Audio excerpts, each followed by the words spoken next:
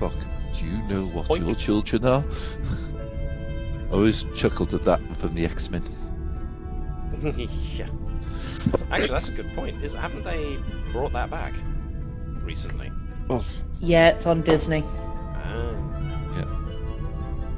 I even hear it's got some, if not most, of the old voice cast. I thought it was just the older episodes who started re-airing.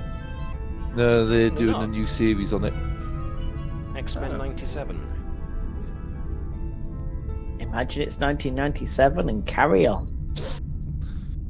I'd rather not. What was I? I was 18 then?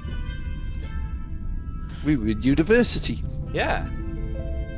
I mean, that was fun in its own way, but it was also fantastically boring. I mean, Gareth, you were there. Yeah. It could be worse. That was the time when we thought the original Blood Omen was, my God, this is a cutting edge piece of technology. Wow, yeah, all the way back then. Yeah. Good lordy dogs. Them were the days. Simple days. Back in the days we had like day off on, I think it was like Thursday, and you had one lesson or lecture on Monday, Wednesday, and Friday. Tuesday, basically, you had to get in at 8, and you left university at 8. It was just solidly working all through the day because scheduling Alex, in do you university was want weird. to make him feel old, or should I do it? Hey, Suitable Substrate, thanks for tuning in. We're reminiscing about our university days if you want any to put your oar in. I'll say Webby would Oh, probably make them feel the oldest. Nah, I think we're past that point. So what we're talking about then? Making Wait, are you saying that Gareth myself, Gareth, and- and Yana passed our points? 97, I was working after doing 2 years in the Navy and studying. Yeah, there you go. 97, I thought double digits was old. Get out. Yeah. It's 98 for me. Sean's the youngest at 99 for 10 year for double digits. Ouch. It's always the one that gets me. My 8 was when I hit double digits, 9 was when I thought it was old. Oh god, yeah. So, No, makes me no, feel old. take that one away. Yeesh, That's I know. cruel. Take it all back. And on It's that really horrible old. note that is making me feel each and every one of my white hairs, let's turn off the Sirenscape. If it's any worse, the first one's coming up for what, 35 years now, isn't it, since Zelda first came out? Original Zelda, that. Wow, I don't What's even... a Zelda? What's it? 16. It's in 2 years' time. The original Zelda will be 40 years old. Yeah. Which is like 38 now. I'm so shocked and horrified, all the sound has stopped. I've made Sirenscape feel old. We're 2 years off Sirenscape Star isn't Trek old, it's being very, very 60. recent. Sorry, Davis. We're 2 years off Star Trek being 60. That's going to be interesting what they do for that. I'm going With, to say probably- another series. Yeah, they'll probably release another series of Discovery and everyone will be like, yay, great. Well, Discovery I is thought you were a ending this fan of that season, one. Yeah, that's what they keep telling you. But they're just going to keep flogging Michael Burnham, saying that she's an amazing captain and everyone loves Michael Burnham. And on that I remember rather when bitter you were note, on. Yeah. we're Hold gonna back, move- Webby. Tell us how you really feel. We're going to move straight over to our intro video first, and folks can chime in afterwards with what they actually think. But for the meantime, we'll be back with you in a couple of seconds. See you shortly.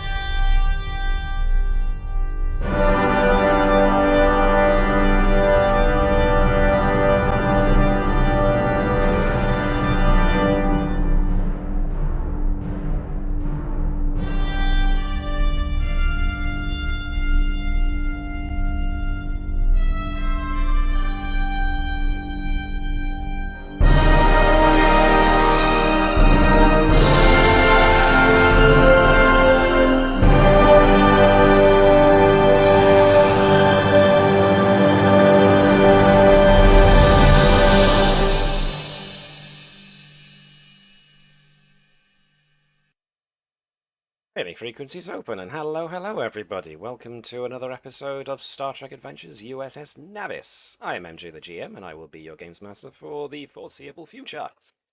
With me are the majority of the Navis crew, so sadly we are down our Chief Science Officer today, but Mike will be joining us next time, we hope. In the meantime, I'm just going to put our generic ship ambience back on, as well as our intro theme, and clear my throat, apparently. So yes, hello, welcome folks. This is, this was the next part of the episode we started 2 weeks ago, but because we had our Doctor Who special also scheduled, it's been a bit of a jump. But the Doctor Who special was great, really enjoyable. Thank you very much again for that, Gareth, and we're back to being the Navis for today. So, I'll stop running the Doctor and start role-playing as a Doctor. So, before we get into things, is there anybody that has anything they would like to mention, plug, ask, whatever? And no, they're not the thing about crabs and walking sideways. We've already established that. Okay, cool. So, this episode continues on from, or rather this session continues on at the start of this episode, where the crew of the Navis got given their brand new spanking shiny ship. Shown here, the Yggdrasil class that we made together. And they have since been posted to explore an area of the Shackleton Expanse, where they found a ship from a new spacefaring species called the Akaru.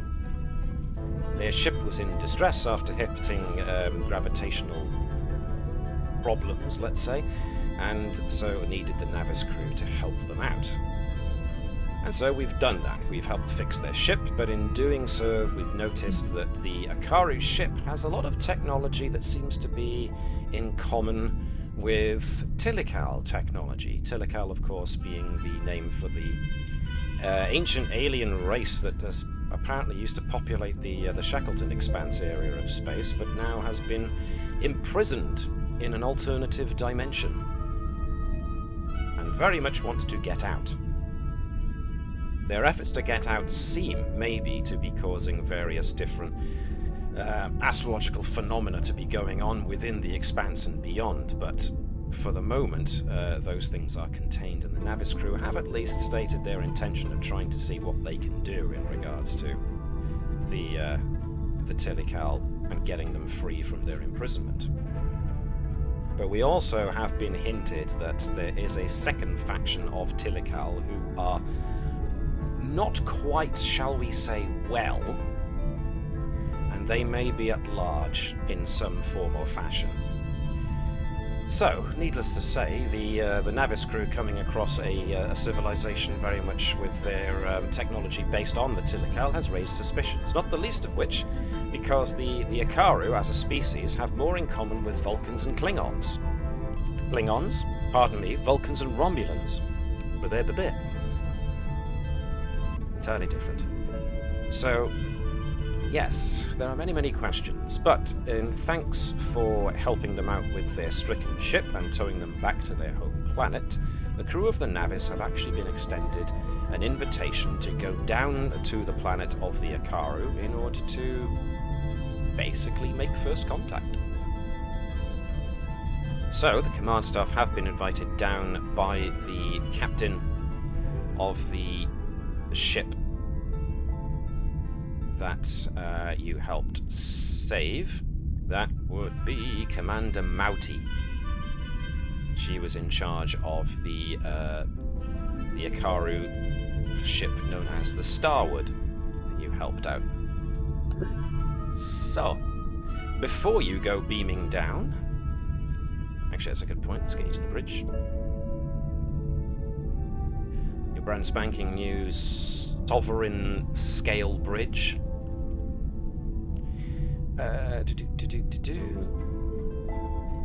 Let's basically give you the time to ask any questions you need to ask and basically pose your own concerns that you might have. who's going to be going down to do first contact and all of that stuff. So, protocol, of course, demands that you go down in your dress uniform too, so it's whoever wants to make an impression. A good one, we hope, on the Akaru. So, button on standby for... Alt button solves all protocols. So, excuse me a second. Clearing the throat. So, with all that in mind, have I forgotten anything that folks think they need to be reminded of? Or do folks have questions in light of the summary I've just given, in case they think they've forgotten something themselves?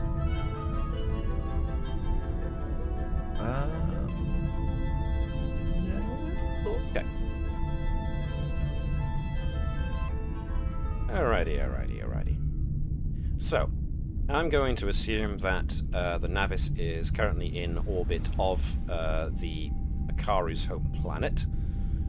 Just as a bit of a recap, it is a lush Class M planet that has extensive oceans and 2 large continents.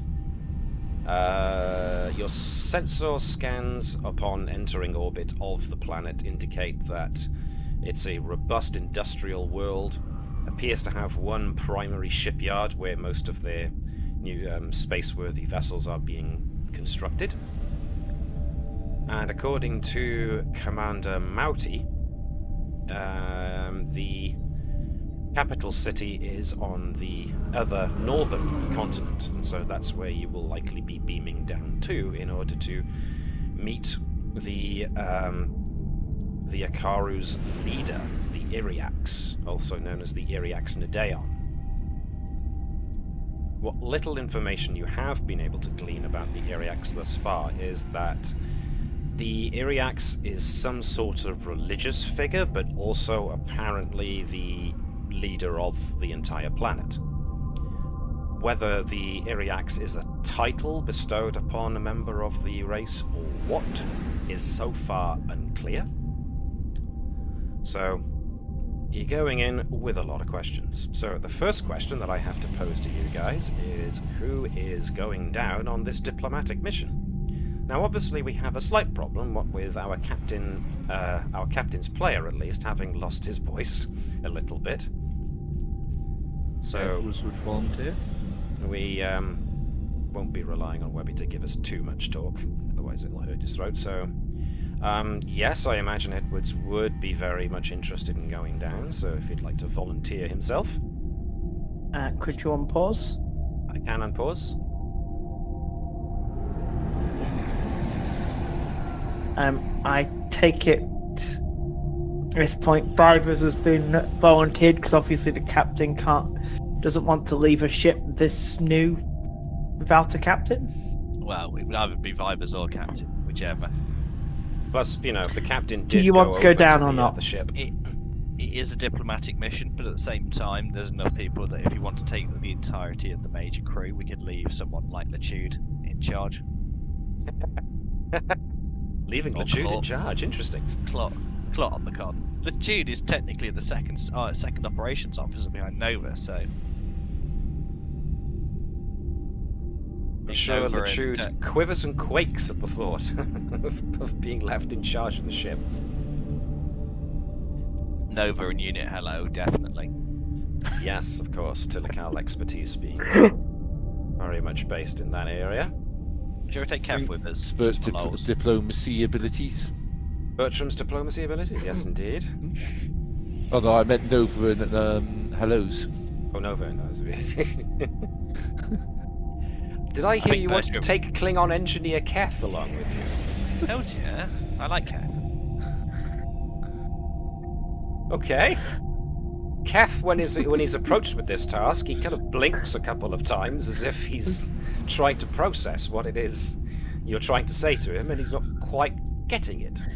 You want me to go down to a first contact situation with a new species? Are you sure that's a good idea, Captain? Probably not. I think Turin. Still Turin. Terrain, yep, good choice. There's, cultural expertise along with Edwards. I mean, that's the question: is do Vibers and Fazanan want to go down as well? Yes. How curious are Fazanan and Vibers about what's down there? Oh, I'm curious about the quasi-Romulans. Get on board. Vibers will stay there, but I'll pinch in a teak. Somebody from security needs to go. Okay. That's the one. Okie dokie. Putting tactical. I think officers- Ori would Actually, Ori would probably want to go as well. Yeah. I was going to say. we need to take a Bravo, not an Atik. Because of a telepath. That's the one. And I've already got similarly, no. I know. I know, but having two telepath and empath. gives us the balance. Well, Turin's telepathic as well. Turin is as telepathic as Vulcans get, yes. Therefore, it's mostly down to mind melds and stuff. But I agree, your chief science officer would probably want to come along as well because, new people. He's a people person, is alright, so he's a people pleaser. Oh dear, this sounds like a diplomatic incident already.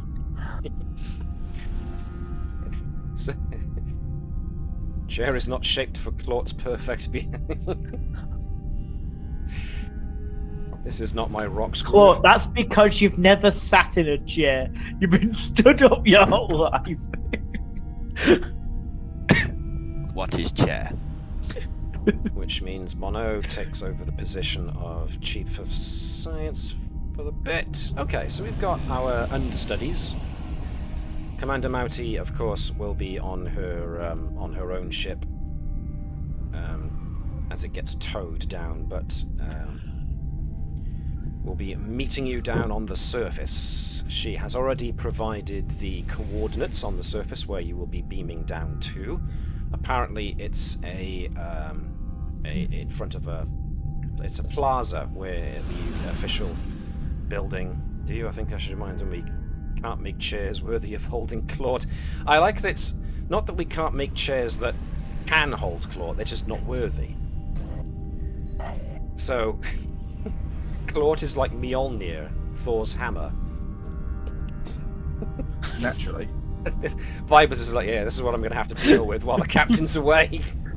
Right, while the captain's away, I want as much sensor scans of everything in this system detailed down to the nearest micron. Interesting. Just do it passively, because I don't want us caught spying.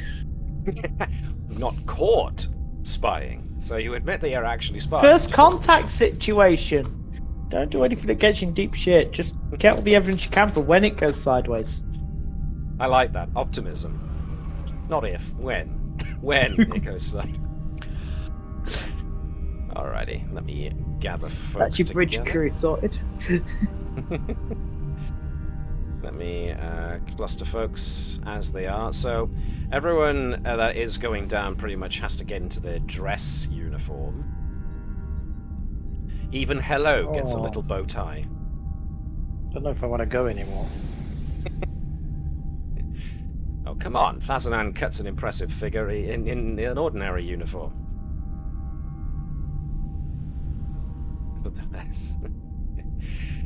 Nevertheless. Just make sure I've got them selected, and I've got them. So, okay, I can't do the same thing. Alright, if that's the lot that everybody wants to take, and that's the final decision, then we will be beaming you down. Obviously, go straight to the transporter room, but we will beam down from the ship.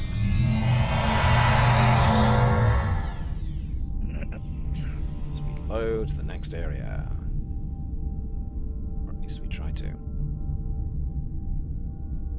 Wait till everybody's in.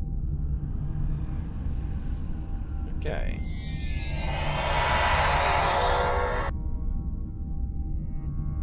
So, you beam down and you find yourselves in a wide columned plaza. Note to self, next project is a moss-based uniform that can morph into a dress uniform and back. Sounds curiously like a Venom symbiote, which is our first cross-franchise quote of the evening.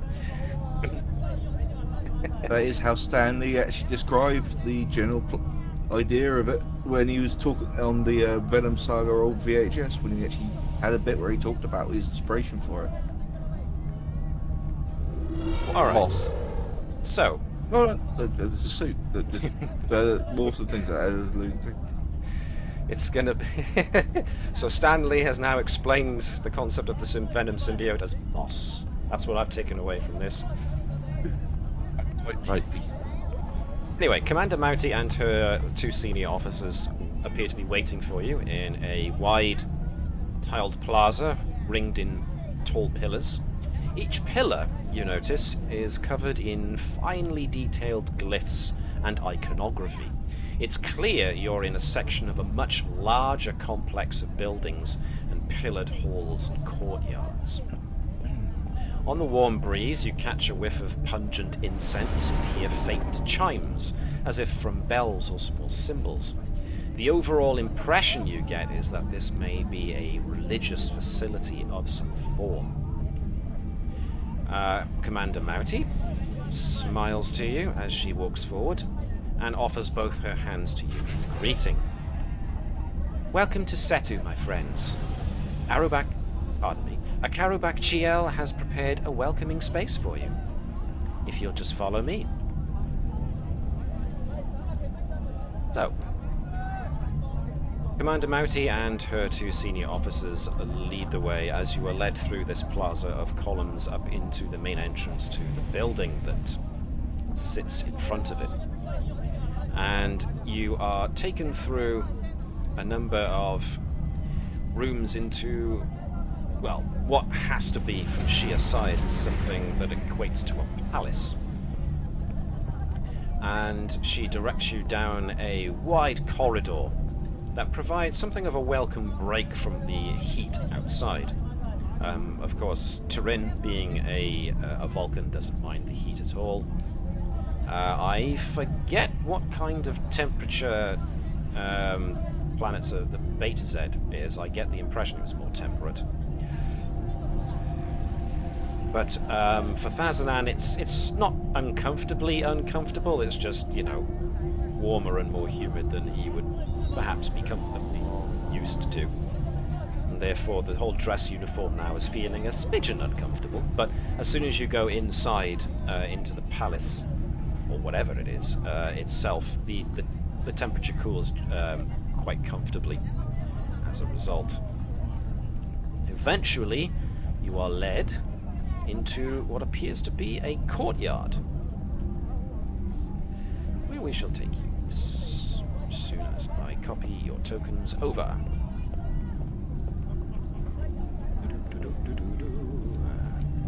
Let's get you all in. So you have tokens under over others. So let's just make sure. Where's hello gone? There's hello.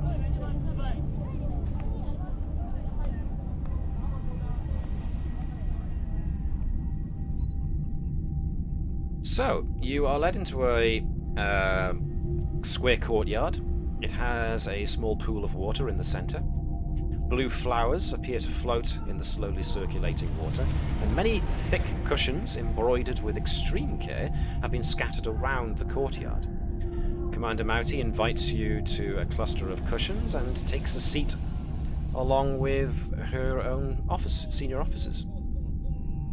Hovering about are a small set of what look like serving robots, who are just humanoid in form, in the very least that they have arms, a torso, and a head, but they have no legs. Instead, they're just hovering there on what appear to be anti-gravity impellers, and each of the robots has a tray with certain food and drink offerings for you to sample. And so, you are free to sit wherever you wish. Of course, Commander Mouty looks somewhat expectantly at having at least some of you occupy some of the cushions near to herself, but you are free to walk about and sit wherever you please, it seems. Various other Akaru that you Lance. obviously haven't met yet are dotted about on their own sets of cushions, and therefore, when you do approach them, they appear very welcoming and very eager to talk to you. Nova's going straight for the robot. Let's not bother the robots too much straight away, Nova.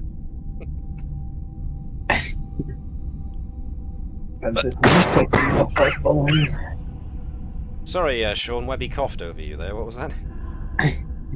So it depends how much taking them apart would bother them. A Well, lot, most likely. going up to them, you know, they look rather interesting, and Nova can feel free to give me a reason and engineering check just to give them a once over in view. Or I, of course, go straight for one of the ladies. Isn't the way of And entertaining the guys as Bravo. well? And Bravo takes a back seat where you can get a good view of the room should anything go wrong. Okay. I see I Bertram's think you gone can straight probably for the guess where Lance. Bertram's gone. Yep. Yep. 2 successes. Nice. So just from looking at them, at the little robots, again, as appears to be a staple with everything the Akaru do, it's a very highly efficient design. Using anti-grav technology, which, you know, for a species so early in their starfaring journey, as they appear, the fact that they have created anti-gravity impellers of such small size to be able to fit these serving robots is again a testament to how technologically capable and advanced the Akaru appear to be. You would have to guess that inside of their main torso is housed their main power generator, and the fact that these robots are so small and compact suggests, just like the anti-gravity impellers, the power core for this robot is compact as well. But the thing that strikes Nova's interest the most is that the more you look at how the power couplings are arranged, the power lines themselves have very, very strong Tilikaal similarities. Not to the point where it appears to have been built by Tilikaal folks, but certainly has strong influence, it seems, of Tilikaal tech, or at the very least their power distribution tech.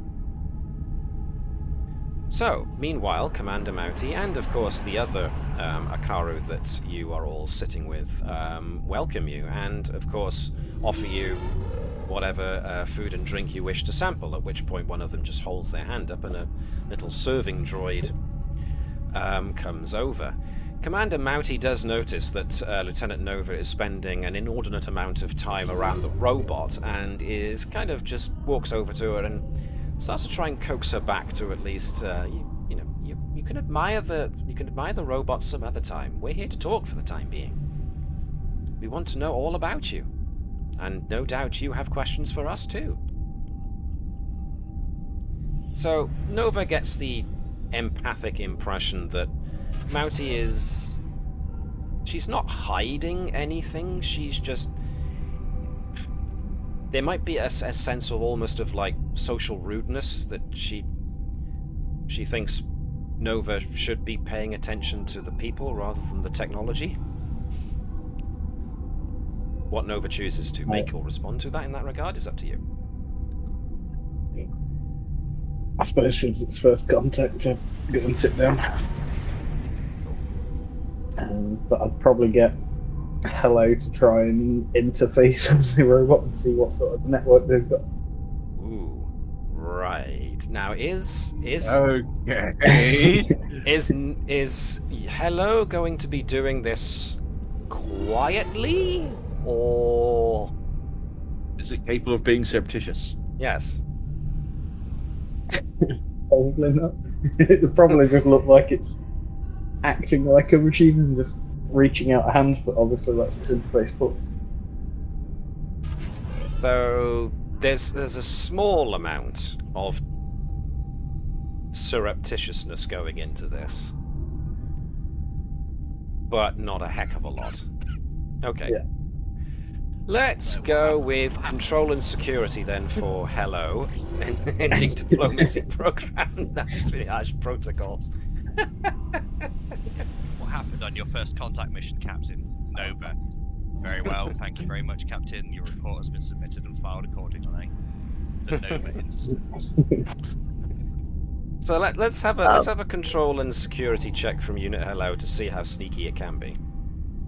After this, we have the Nova Accords of how to not deal with first contact. The Nova Accords. I like that. An entire massive diplomatic document has to be made and signed as legal precedent in order to stop this And ever it's happening now again. known as the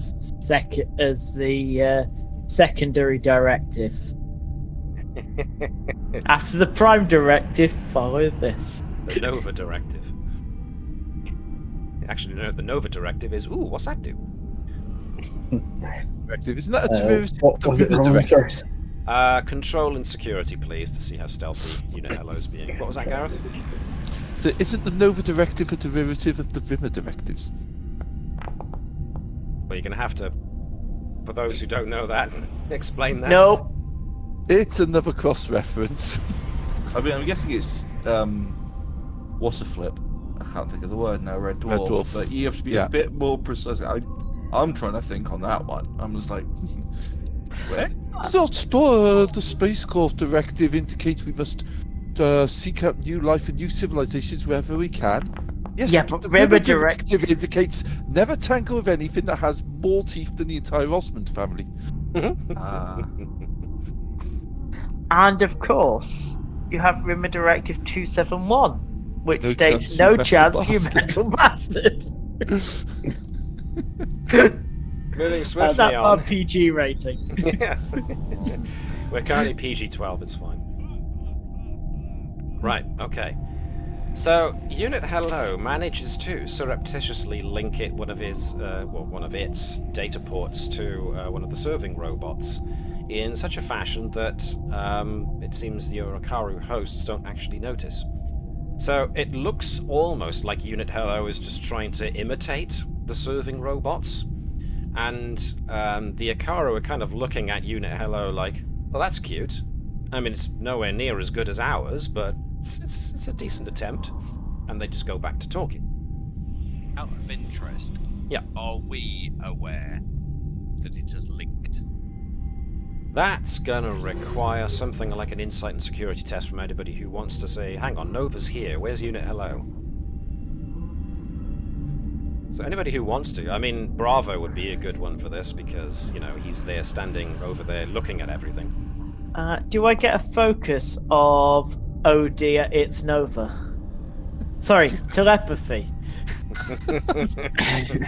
Well, as far as Bravo's concerned, telepathically, Nova just went, okay, I don't want to. I'm not supposed to spend too long near the thing. Then, you know, diplomatic protocols. I'll be over here. That doesn't sound like Bravo, Nova. however, is like, Suspicion. wait a minute, something's missing here.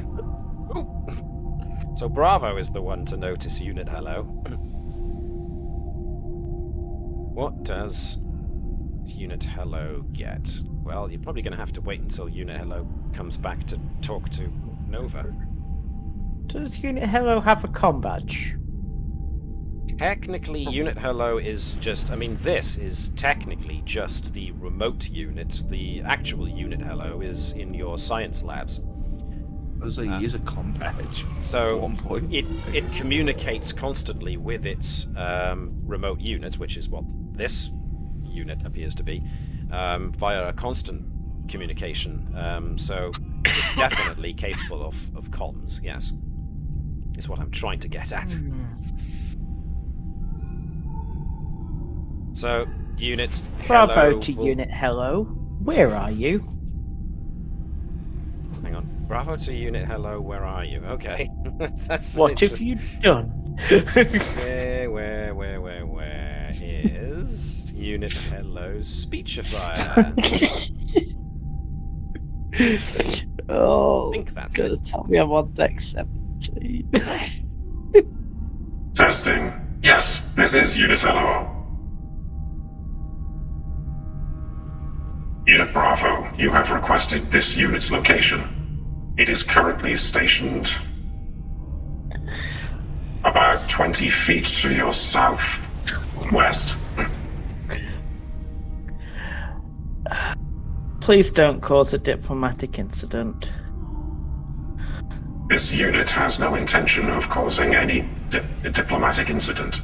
However, this unit must point out that it has no reference point for diplomatic.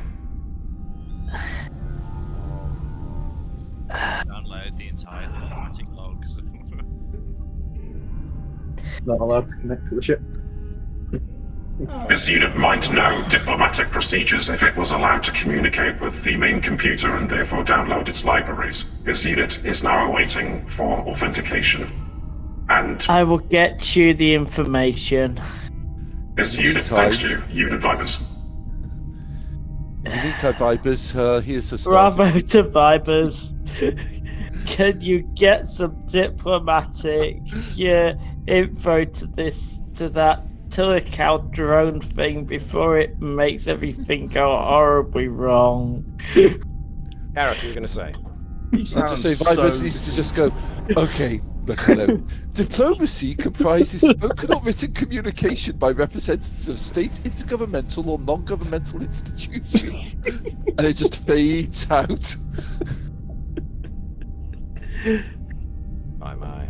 Alex, you were going to say something? That's alright. I can't follow. And on the bridge, Latude suddenly finds himself assigned to go and copy all of the information from diplomatic incidents that have gone horribly wrong and write and why manually from the main computer to Unit Hello. I get it. So he's vetting every article and column inch. Vetting the article, copy it on a chip, walk across the room, plug it in, repeat. Alright, so that was the successful first contact made by the Vulcans and the Earthlings, which wasn't bad, so we'll give him that one. Although the use of rock and roll in a diplomatic situation might be frowned upon, so maybe not include that bit. Does that include the bit where Borg come back in time from the future to disrupt it? We'll definitely leave that one out in case Unit Hello grows, how shall we say, curious. And we don't cover the one where Zafran Cochrane gets a shotgun and shoots a Vulcan in the head. Yeah, but that's the That's Terran alternate. First, yeah. Yeah. That's Terran first contact. Would it be fair to say, filter out any diplomatic incident that involved any starship called Enterprise? Because they always went badly. That's what comes with being the prime characters in your own show. That's meta speaking, so I'm not going to say. Okay. You may have some info at some point. So, whilst all this is going on, the rest of you are probably just engaging with your hosts in casual conversation. I'm examining the plants. You're examining the flora and fauna. Well, they're the kind of to put it as quickly as I possibly can, so that it doesn't become a botany lecture for everyone here. Yeah. Which, you know, Bertram would love, but Gareth would find highly ironic, but everybody else would be like, dude, you're going to lose subscribers at this rate. But anyway. Yeah, basically the plant life is what you expect to find in a water-rich planetary environment, because this place is made up of mostly water and lots of islands. So, in fact, the image we see here, right next to Bertram's head, is like one of those big, bucket plants. So that's actually highly appropriate. Do they have any resemblance to any plants that are associated with Vulcan or Romulus? Not so far. Not that you've noticed. And, well, Bertram would notice, so. Yeah. I mean, anything Vulcan-related would be mostly that kind of plant life that you find around volcanic activity. Yeah. Or the kind of, those plants that don't have dense roots, because they occupy deserts and sandy areas where there's not a lot to grip onto. Yeah. There's none of that. So there's definitely nothing like Vulcan. There's not enough data about Romulus currently to suggest whether or not the plant life might look anything vaguely Romulan, so you'd have to guess in that regard. Note to self, sneak into Romulus, steal plant types. Gotcha. A covert botany mission into Romulan space. Nick a few plants. They'll tell I'm us sure everything Nova we can need to know. program. I'm sure Nova can program Hello to actually help me with that. I'm sure the Romulans won't mind. And if they do, they should have tried harder to keep their plant-based secrets. They knew what they were getting into. Exactly. When they allowed a strange floating robotic gardener to arrive on Romulus unexpectedly. That's just given me just a weird aside now. Hello, It's okay. Romulans. This unit is here to trim the verge. Please ignore this unit as it goes about its business. We'll put on some fake pointy ears so that it can slip in undetected. And a mustache. Just glue ears and a mustache onto him. That's fantastic. Anyway. Hang on, I'm going to have to do this one more time. This unit is almost certainly a fellow Romulan. Please disregard. I feel that we're ready. Operation Espionage is a go. Anyway. Yeah. We'll just tell the captain that we've got something better to do than establish first contact protocols. Suitable substrate, help me. I'm being drawn off on a tangent and I can't stop. Somebody stop me. Anyway, right. Right, okay. So, the rest of you are engaged with the Akaru in conversation. I don't know if you want to lead the conversations any particular direction. The Akaru are certainly still just as curious about yourselves, where you all come from, your individual planets, and your individual cultures and whatnot. I think we would like to be trying to gather as much information about what they remember of their origins, whether they think they've always been here.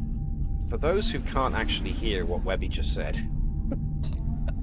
that sounded like get as much information about them culturally as possible, especially their tech. Yes.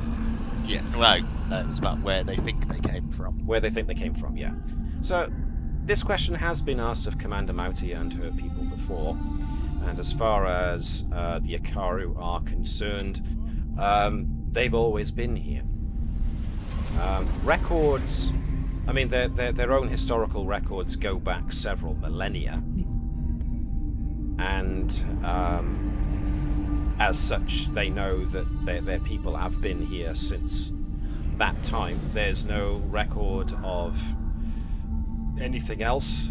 I mean, obviously they've now met at least one Vulcan, so they know there is more than a passing similarity to those races, and as such, they, as far as they've always been here. They don't have anything to suggest otherwise.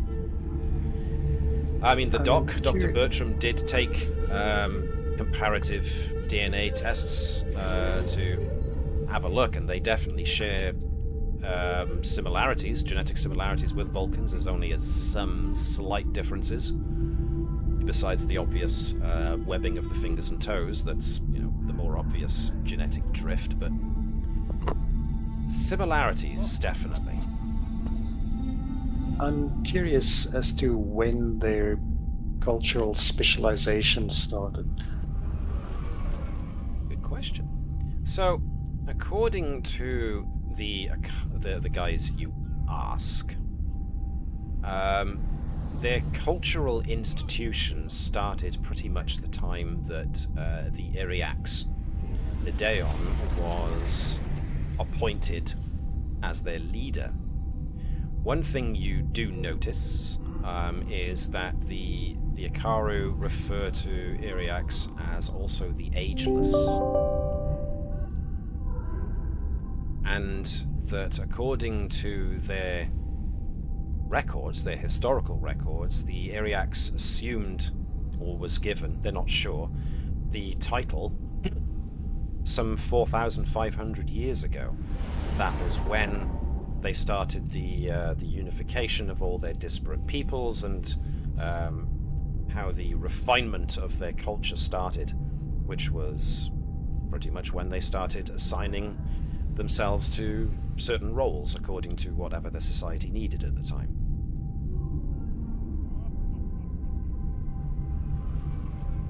Other questions that you would like to ask?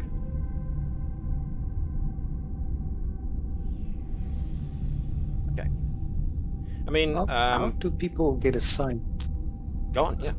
Sorry. I'm curious. How do people get assigned to these different specializations? Is it by birth, or is there some kind of aptitude test? The Akaru next to Cabal answers this and says it's a bit of both, as it turns out. Obviously, those who are born into families with certain specializations, for example, if you were born into if you were born into a family where both of your parents were curates, then you were more than likely to become a curate yourself. But there is a measure of aptitude testing that goes into it as well to show where people's skills and interests lie. So there's certainly a balance of both. It would be inefficient for us to assume a person's specialities based purely upon who they were born to.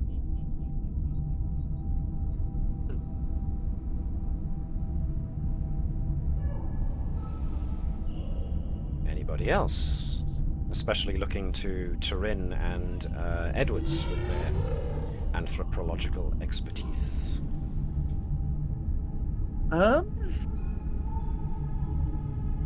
Culturally, are there any similarities to any kind of ceremonies, music, like architecture, anything that is seen to Vulcan/drums at all?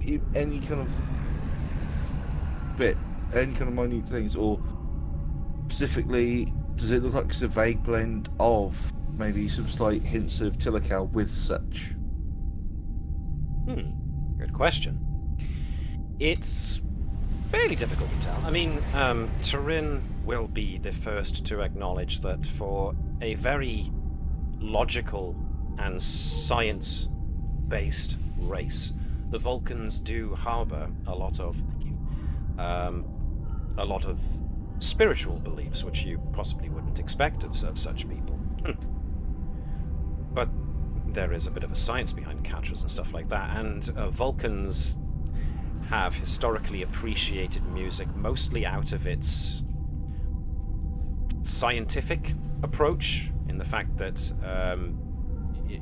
music as a language can be expressed mathematically and therefore can be proven scientifically, as certain chords will resonate with people and therefore generate certain responses. So the Vulcan method of making music has always been a very precise, almost more of a science than an art. Yeah, more of a science than an art. It's more an expression of calculating numbers and stuff. Whereas anybody else would approach music from an entirely different background of, what kind of things were available to their peoples as they evolved. Like things when they started, like maybe blowing into conch shells or banging on a loose pocket of earth with a stick that then gravitated up to putting animal skins over wooden drums, that kind of thing. So there are things you expect to find, as percussive instrumentation seems to be usually a given across multiple cultures. But you don't find anything that stands out glaringly as, oh, definitely Vulcan.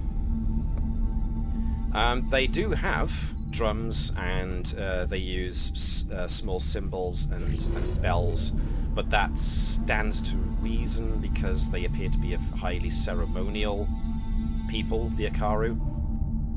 And drums have always had, as well as bells or anything that makes kind of like a high ringing noise, and drums obviously with their low frequency sound have always had ritualistic uses.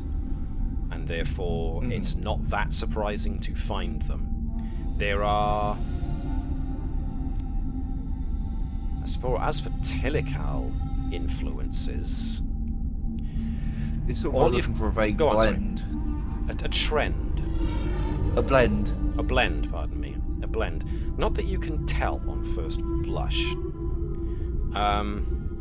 These guys are obviously a lot more emotional and a lot more open compared to Vulcans.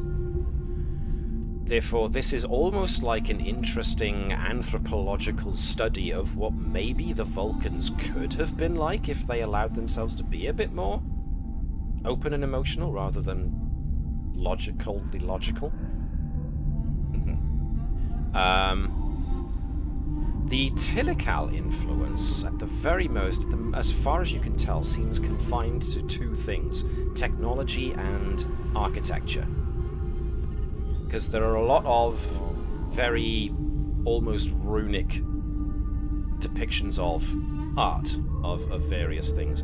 You do notice, though, that a lot of the representative art that you come across seems to have a very definite motif to it, and always of this singular figure who, well, actually, now would be a pretty good time to actually examine some of the art around the place if you get the chance to excuse yourself and have a look. If you, certainly just from talking to them, you get the idea that these are a very artistic people. They do like to express themselves, but there are lots of art motifs around the little courtyard that you're in. And now that you get the chance to look, there is a lot of I'm not a big art person myself, so I don't have the lingo to be able to explain too much, but there are a lot of almost like simplistic line drawings of made in almost like always straight lines and angles of what seems to be a representative of this leader figure, always standing slightly taller than the regular folks, which you would assume are the Akaru themselves. And you do notice that the representation, at least these simple representations of this leader figure, seem to depict them as tall and long and lithe, which does ring a rather familiar bell, but it's not until you catch a glimpse of an actual mosaic that seems to depict a similar tableau, but in more detail, that you are struck by the very familiar appearance of this leader figure. This leader figure is always dressed in robes, but the body, the long limbs, and the multi-jointed fingers especially, very much scream a resemblance to the assessor that you met not long ago, Assessor Tredic. Tredic, that's not Tredic. Yeah.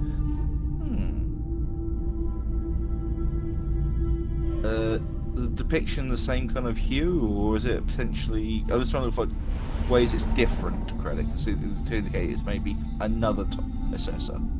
The depiction of the assessor seems to have the same body shape, definitely seems to have the same coloration, the pug nose, the big eyes, the multi-jointed fingers. Mm-hmm. But it's always dressed in robes of some sort, which makes sense because official office, that kind of thing. Whereas Assessor Tredic didn't have any kind of clothing of any sort.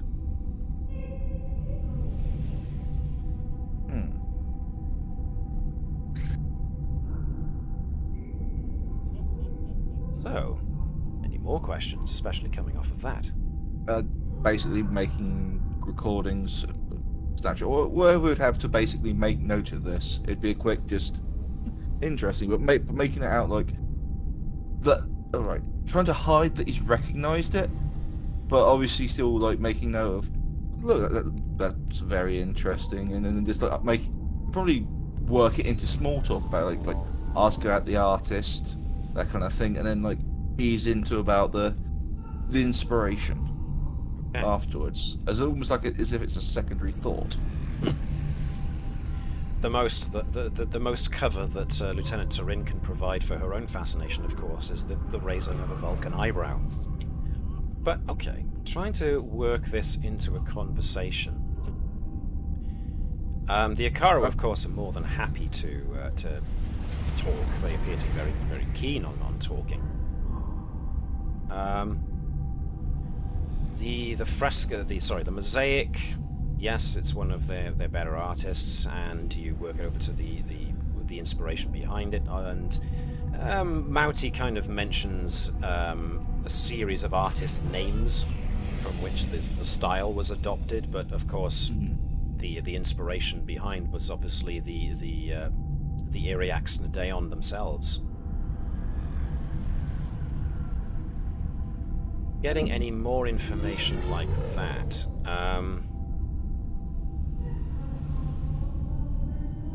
Historical records that the Akaru have, going back millennia, all make mention of the Iryax, which is why they call the Iryax the Ageless.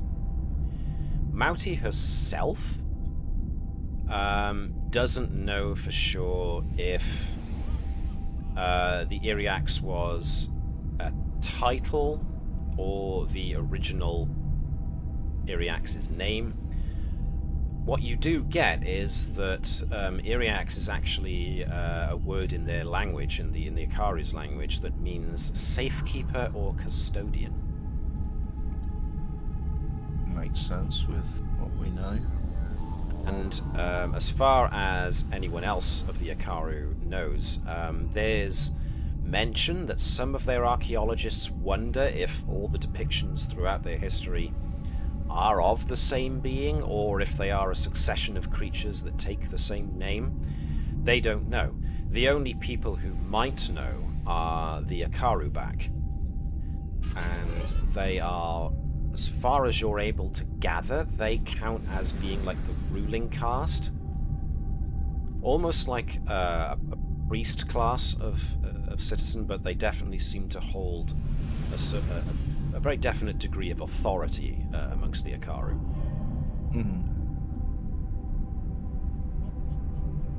It seemed to be underneath in the hierarchy, underneath the Iryax themselves.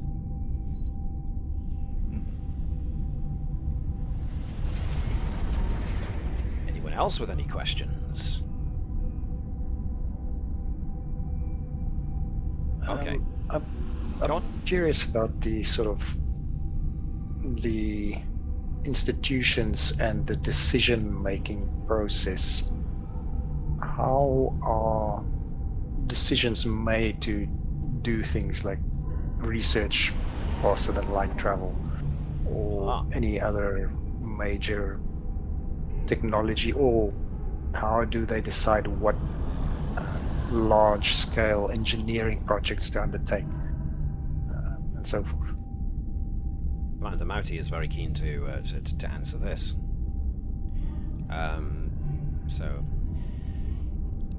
Yes, well, all science and technology is closely regulated by both the Iryax and the Akaru back. They are responsible for making the priority decisions about what forms of scientific research and technological development we undertake. That is why we rely on the Iryax and the Akaru back.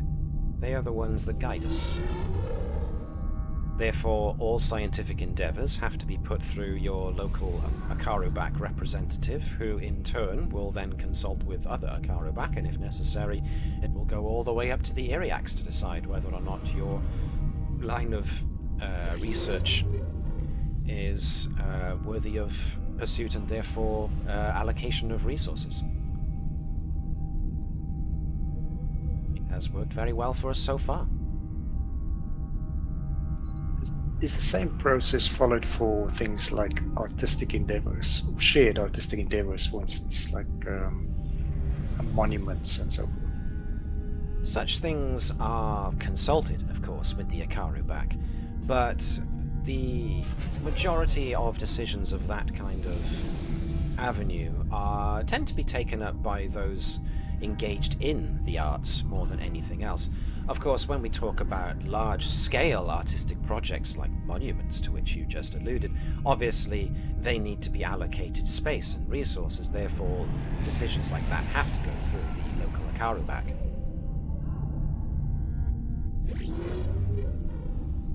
So the Akaru back always factor into it in some fashion, depending upon the scale of the artistic endeavour, of course.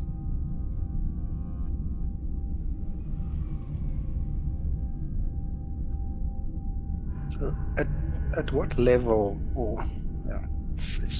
I'm trying to establish at what level does local autonomy end, and things have to be decided by the Akaru back. Everyone is assigned their specific role in our society as befits the efficiency of the design laid down by the Iryax.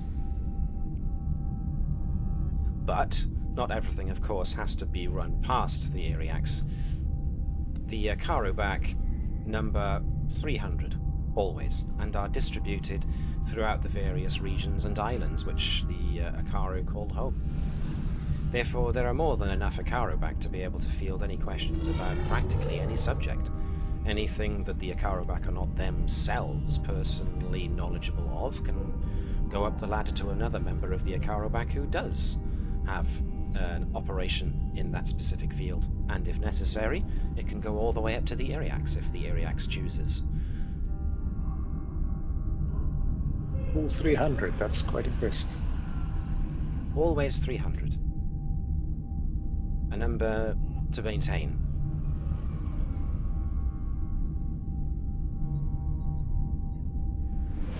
As a result, we tend to keep our 1.3 billion regular civilians as closely monitored as we possibly can in order to ensure that no exhaustion of resources or space is made. We have to be able to care for the world in which we live. Indeed, it's a very enlightened culture who has managed to live within the resources they have.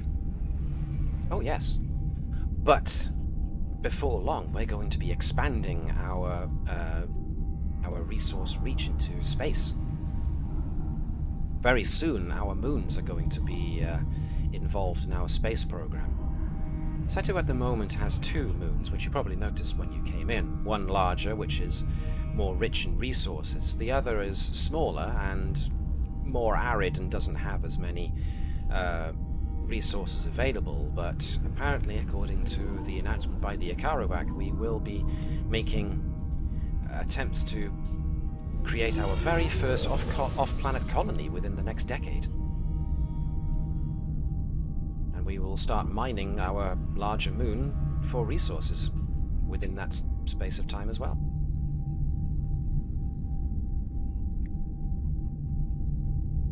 Are these resources for population expansion or just general improvement of the population? Well, the main reason we were given such a push by the Iryax in order to start accelerating our space program was the fact that, well, no disrespect to you all, but you're not the first visitors we've had in our space. A few off-world merchant vessels have been occasionally making their way to our home planet and have offered services or materials in order to trade. As such, the Iryax and the Akaru back quite rightly made the formulation that before too long, where only a small amount of merchant vessels have made contact with us, before long we're going to be facing more frequent visits. Therefore, it made sense to begin our own space program so that we ourselves might be able to start charting new courses through our space, and maybe beyond.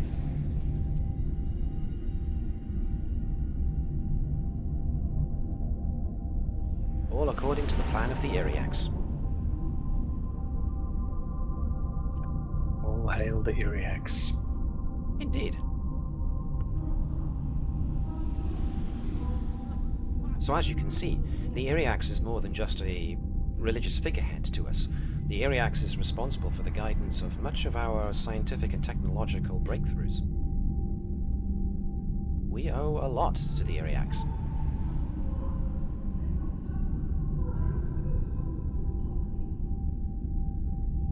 Okie dokie. Do. Any other relevant information that you haven't yet learned? I'm coming off of Caval's question, actually, about where local responsibility begins and ends. Apparently, their ruling class, the Akaru, are known to have the ability to read people's intentions, and are therefore used as mediators a lot, culturally. As such, the Akaru are granted the power to mete out justice in their districts, whereas the Iryax does so on a more global level. Apparently, according to what Commander Mauti and the others volunteer, the Akaru ability to read people's intentions so well is something that's apparently passed on to them by the Iryax. So, go on. The Akaru can read people's intentions, and they also dispense justice. Mm-hmm. That's do. Interesting. Capital punishment apparently does exist, but the mainstay of punishment is always tends to go for re-education and reform first, since they have proven to be more efficient criminal solutions than capital punishment itself. So it's not that they don't have crime, but the Akaru and the Iryax tend to push for re-education rather than death.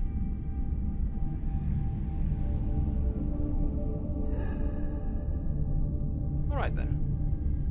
So, are there any other specific questions about the Akaru that you would like to wheedle into conversations? Okay. Go on, sorry. Actually, I have thoughts on the back of the art thing. Don't suppose that basically, when did the figure, or at least the first description and/or depictions of the I can't say the word. The Iryax? Thank you, Iryax first started basically appearing in their history. It's a rough time frame. About 4,500 years ago was when the official records dictates that the Iryax was appointed as leader, but there are historical records that go back millennia that make mention of the Iryax, apparently. So basically they pose it as a wants to see who he's interested in the artwork to see comparison of something maybe older kind of thing, from an anthropological point of view, or am I thinking of it? Yeah. Oh yeah. I mean, that's how culture's art will speak would be volumes about their culture. So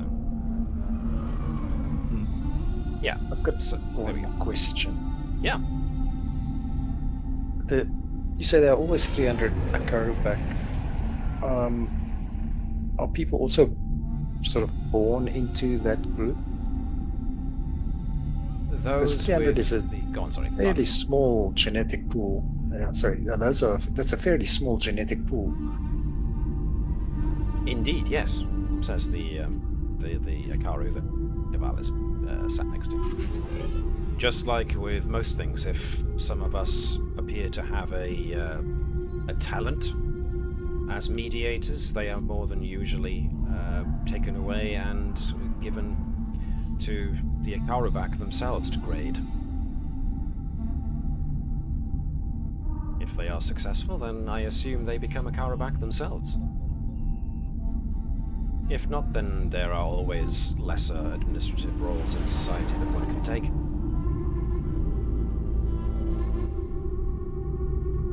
no shortage of clerical positions to be filled in society.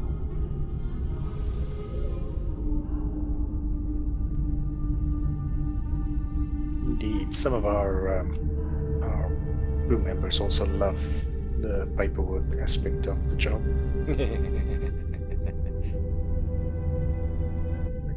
I've heard that Lieutenant Nova is very fond of paperwork.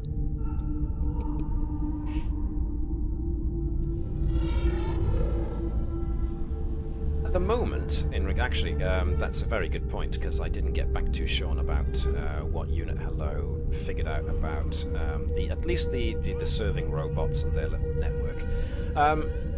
The serving robots, as far as Unit Hello was able to determine, have a very basic programming. I mean, it's still fairly advanced. They have to have they've got optical scanners. They have to be able to respond to stimulus for when they're called over, but their programming is rather basic. They're just serving robots. So all they're programmed to do is to serve food if they're called and wander off if they need to refill, and they've just got activation and deactivation protocols. There's very little else to do. They are only networked insofar as there is obviously some coordination that has to happen between them. There's evidence of a centralized computer network that they have to connect to in order to communicate that, you know, we're out of canapes or something, and therefore need to refill the glasses, of the diplomats. Please bring more cocktails. Yeah. Does the coding and setup for that though look similar to how the Tilikaal networks have been set previously? Yes, and that's how Unit Hello is able to access it so quickly, is that the protocols are very, very similar. So Unit Hello gets access to their network pretty quickly. It doesn't get anything too advanced though, because he's only accessing, it is only accessing the serving robots and their miniature network of communication protocols. So, but to all intents and purposes, yes, the communication encoding routines were essentially very, very Tilikaal in nature. Nature's not the right word, but you get what I mean. Yeah. Basically, the base codes or basically similarities kind of thing. Yes. You can see where it's sort of like it's the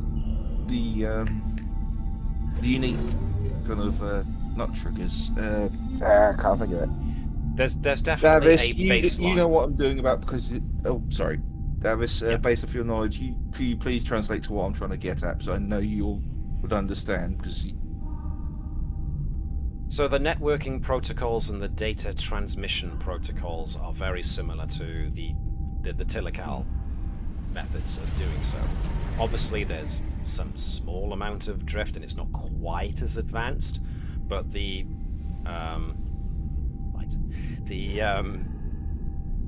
inspiration is obviously very heavily there.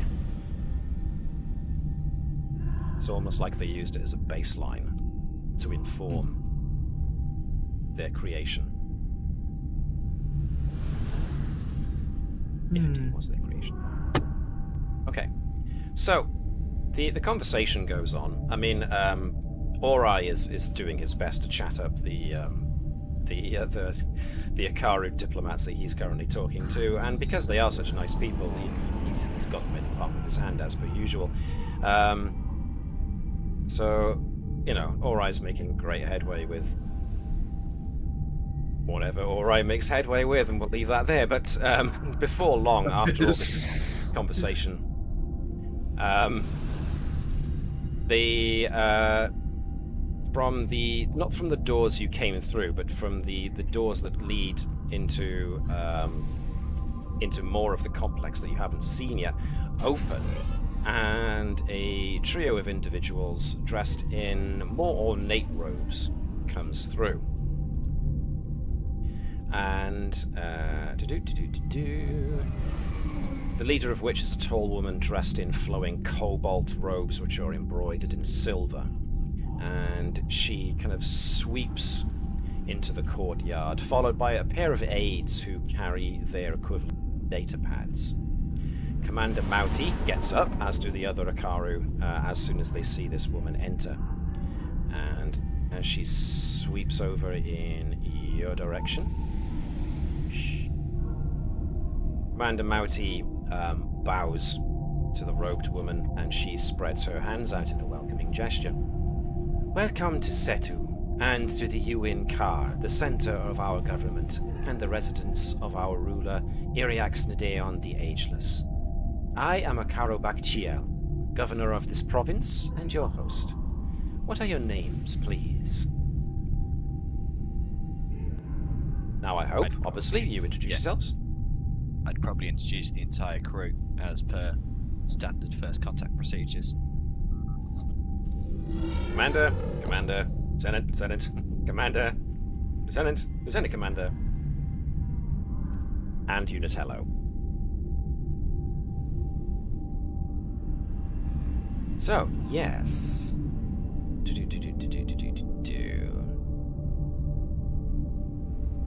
So, Akaru Bakchiel, she moseys over and plops herself down on a cushion whilst her aides kind of take up flanking positions, as you would expect aides to do. They're still standing, they're just there, busily just holding their data pads, making the odd note here and there. But Akaru Bak herself sweeps into the room. Now, the most interesting thing about her is that obviously she's being very welcoming. She's very charming in her own way and greets you all. But the thing that strikes Nova first and very heavily is that she's an empath. It comes across very, very loud and clear. She's an empath, so that as soon as she sits down and is making the welcoming gestures, Bravo and Nova, and, well, I don't know, Orai's all the way over there and is engaged in, let's say, pleasantries. So, he's a bit distracted at the moment. But the two Betazoids here definitely notice that Akaru Bakchiel is an empath, and as she sits down, she is actively using her empathic abilities and is basically getting a read on you guys. She doesn't seem to be doing it in an intrusive way, but you know, the empathic ability is obviously there and they're active. So, make of that what you will. Akaru Bakchiel, in the meantime, welcomes you all and asks the usual pleasant conversation of whether or not you are enjoying your stay so far, whether or not you've been had your needs seen to.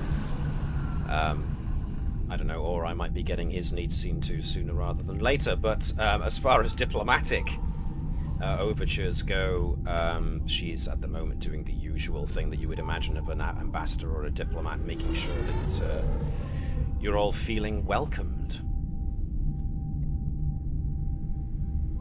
Whilst she's also scanning you all. She does make note, however, that apparently the Iryax isn't available to meet with you directly at the moment, but she does offer that there are accommodations for ambassadors and diplomats such as yourselves if you wish to make use of them here in the palatial estate.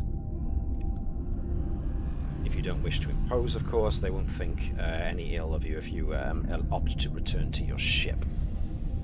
But the offer is there for you to enjoy the Akaru's hospitality if you wish to take it for your stay during the night, and the Iryax will see you in the morning.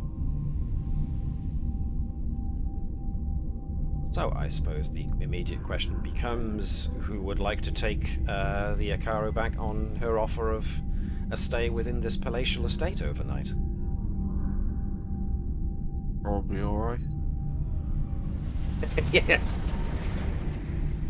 Probably alright.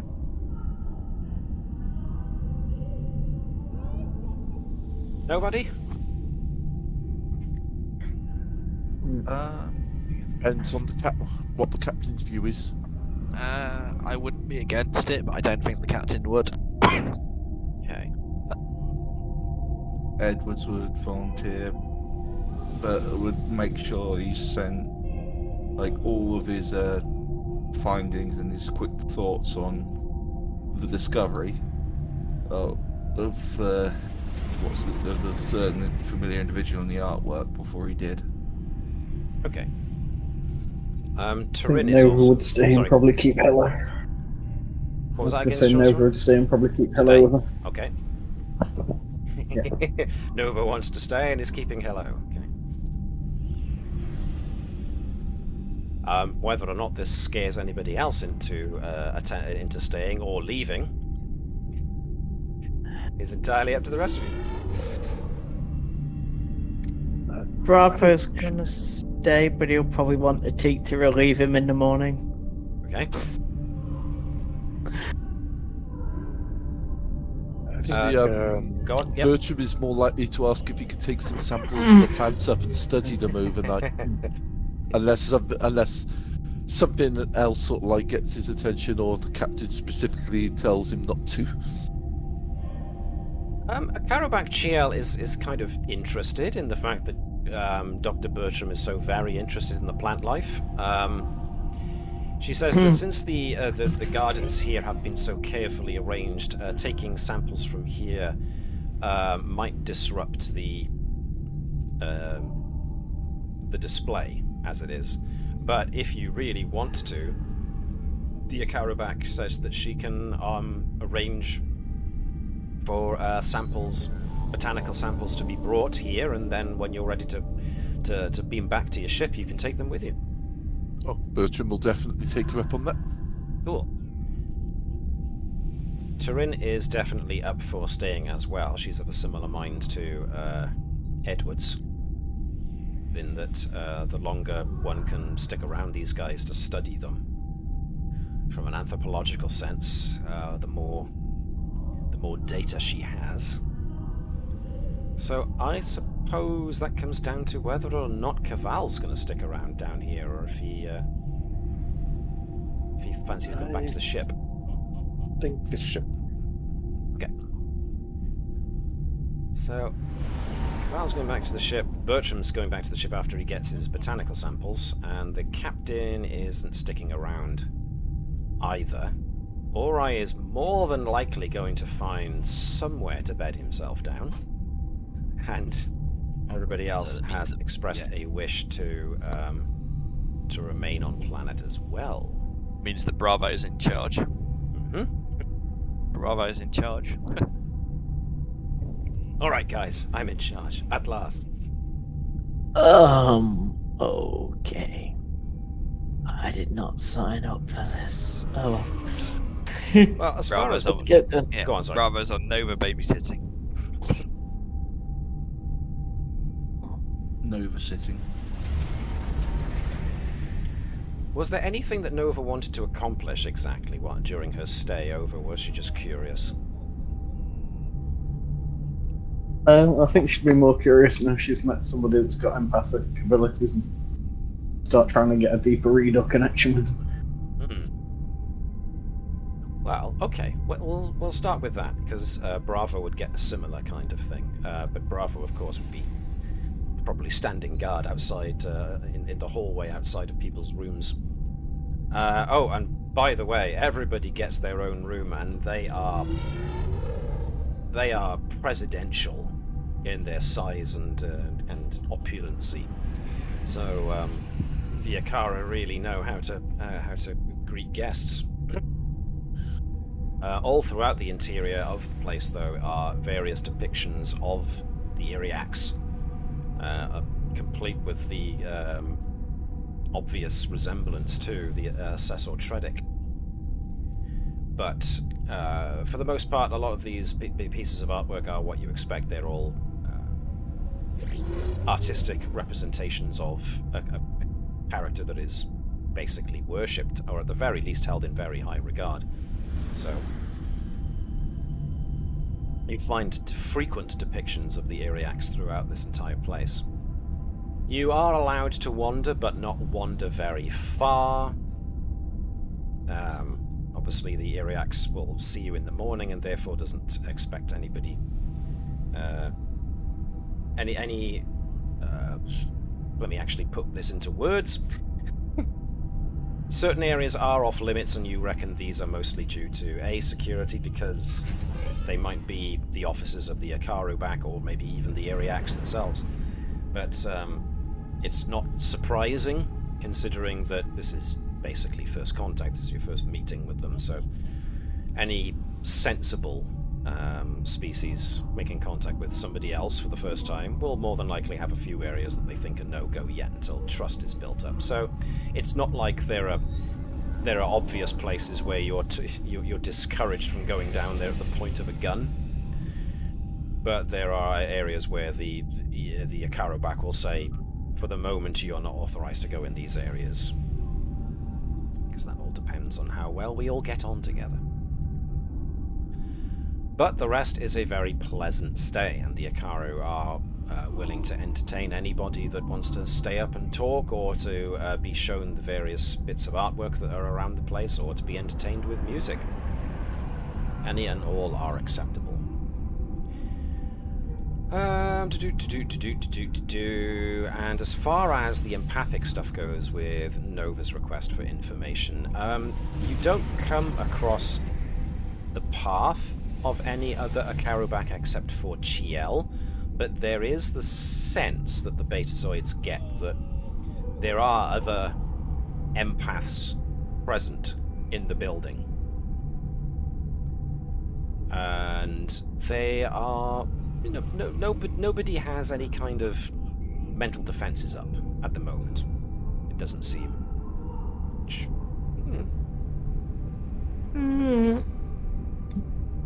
Bravo's probably keeping an eye out. Maybe even keeping a mind out. Okay. Listening, yes.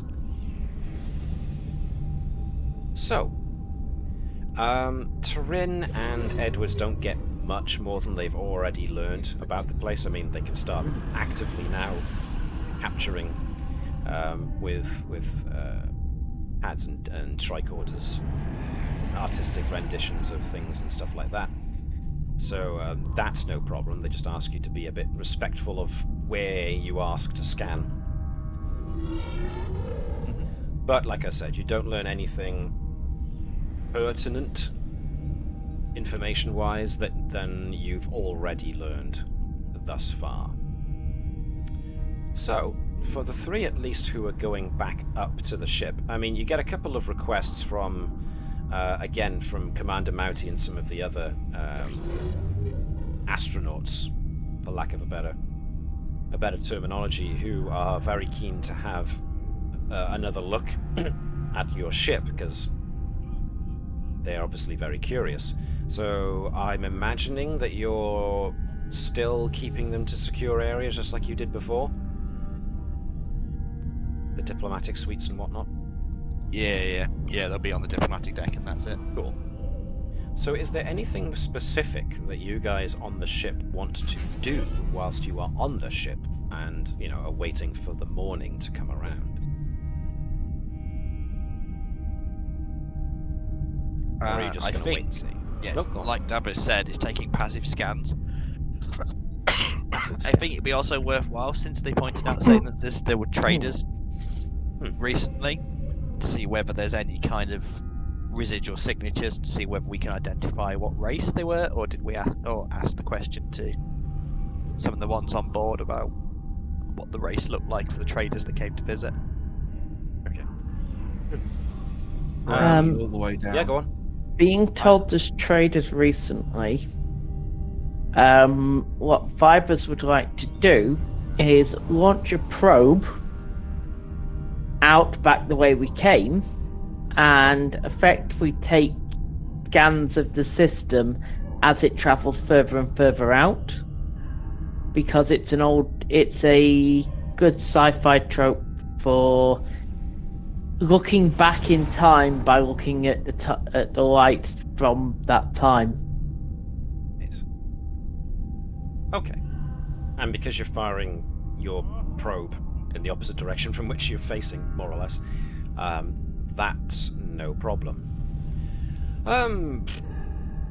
You don't learn much that you haven't already learned. I mean, as far as the merchant vessels, you get indication that in all likelihood some of those merchant vessels more than likely are those that originated from using Narendra Station as a pit stop, bearing in mind that there have been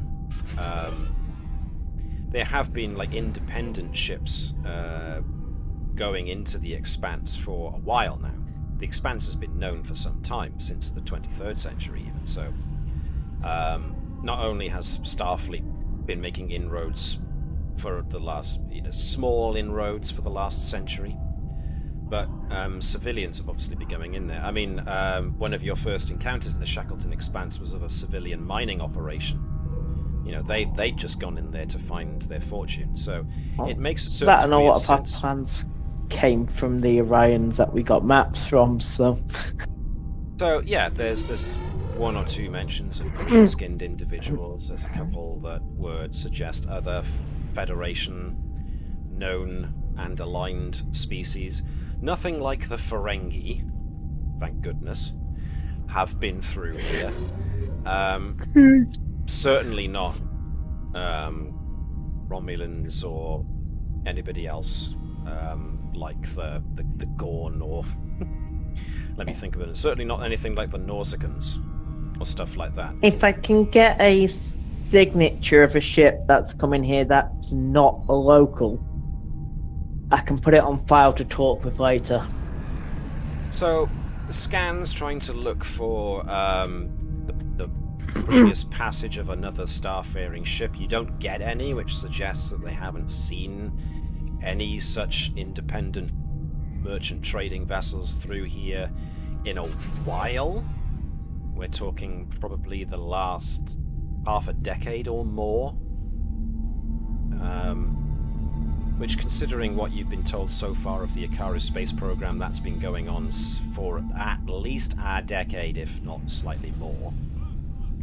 So they've only likely had run-ins with small-scale civilian or independent merchant traders, just who are themselves, like most pioneers of the frontier, going off to see if they can find anywhere that hasn't been discovered yet, and seeing if they can draw a profit from it.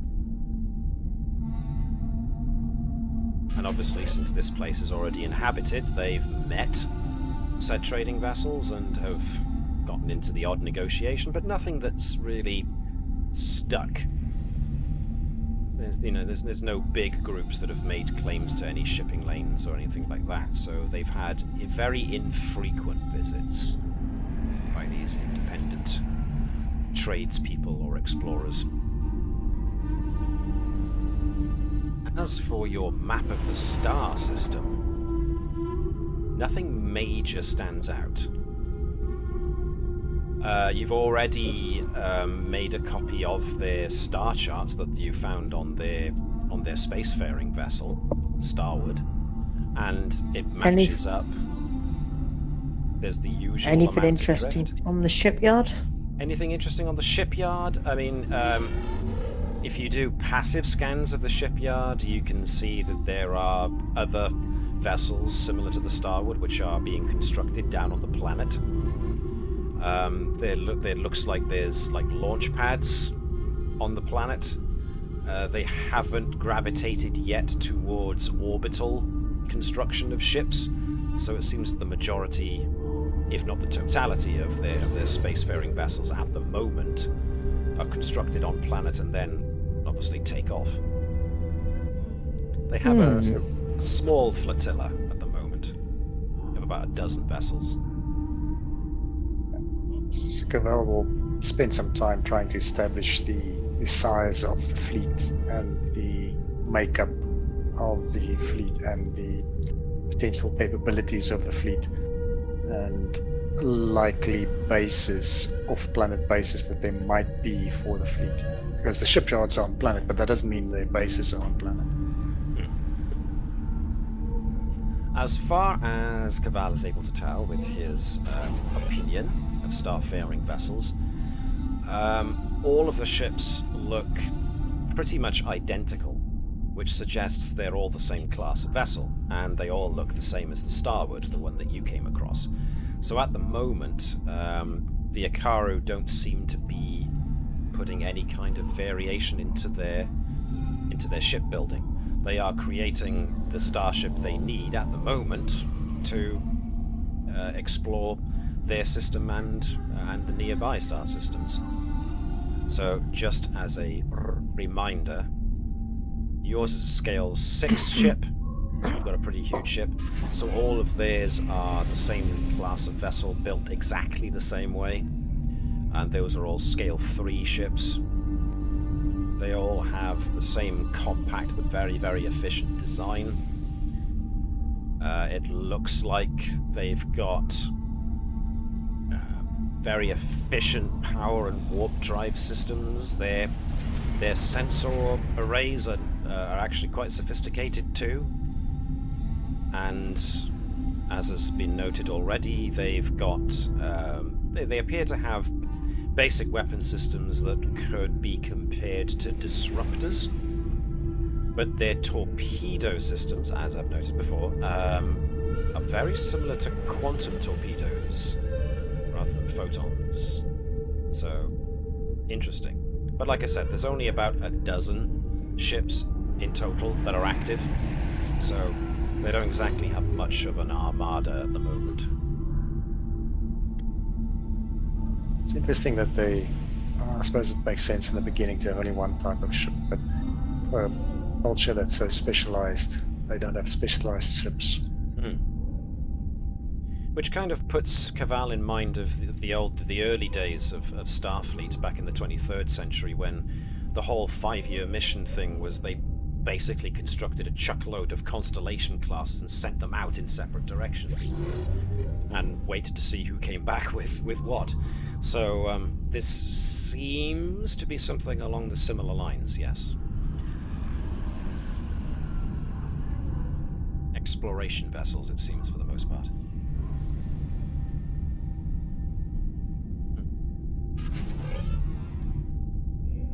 I mean, you yourselves get passing sensor scans done on yourselves, just like you're doing passive sensor scans and everything else, but nothing that seems too intrusive. It's usually just to see whether or not you're within the flight plan of something, and so they move out of your way. Anything else?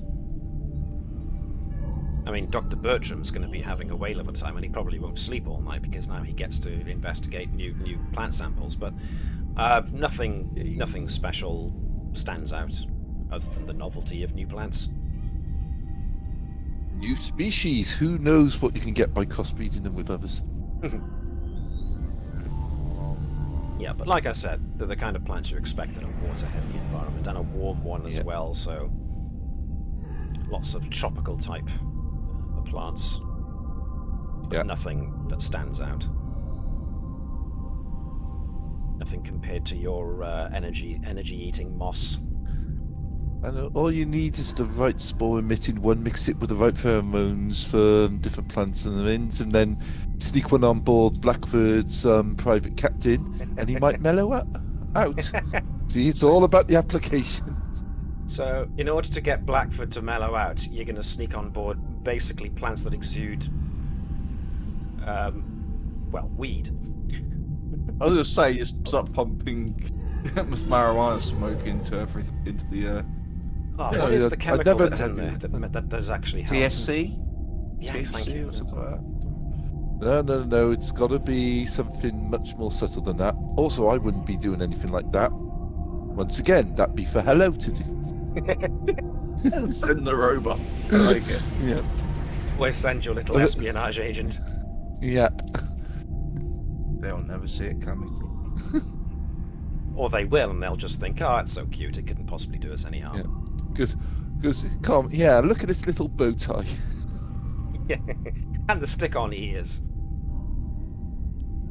Oh, no, we couldn't do the stick on Romulan ears if it's going on Blackford ship. We'll have to give it a little bit of a fake Starfleet uniform. This unit is totally one of your crew.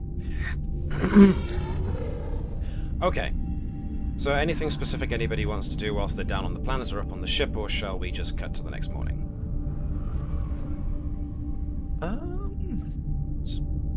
Next morning, maybe? What was that, sorry?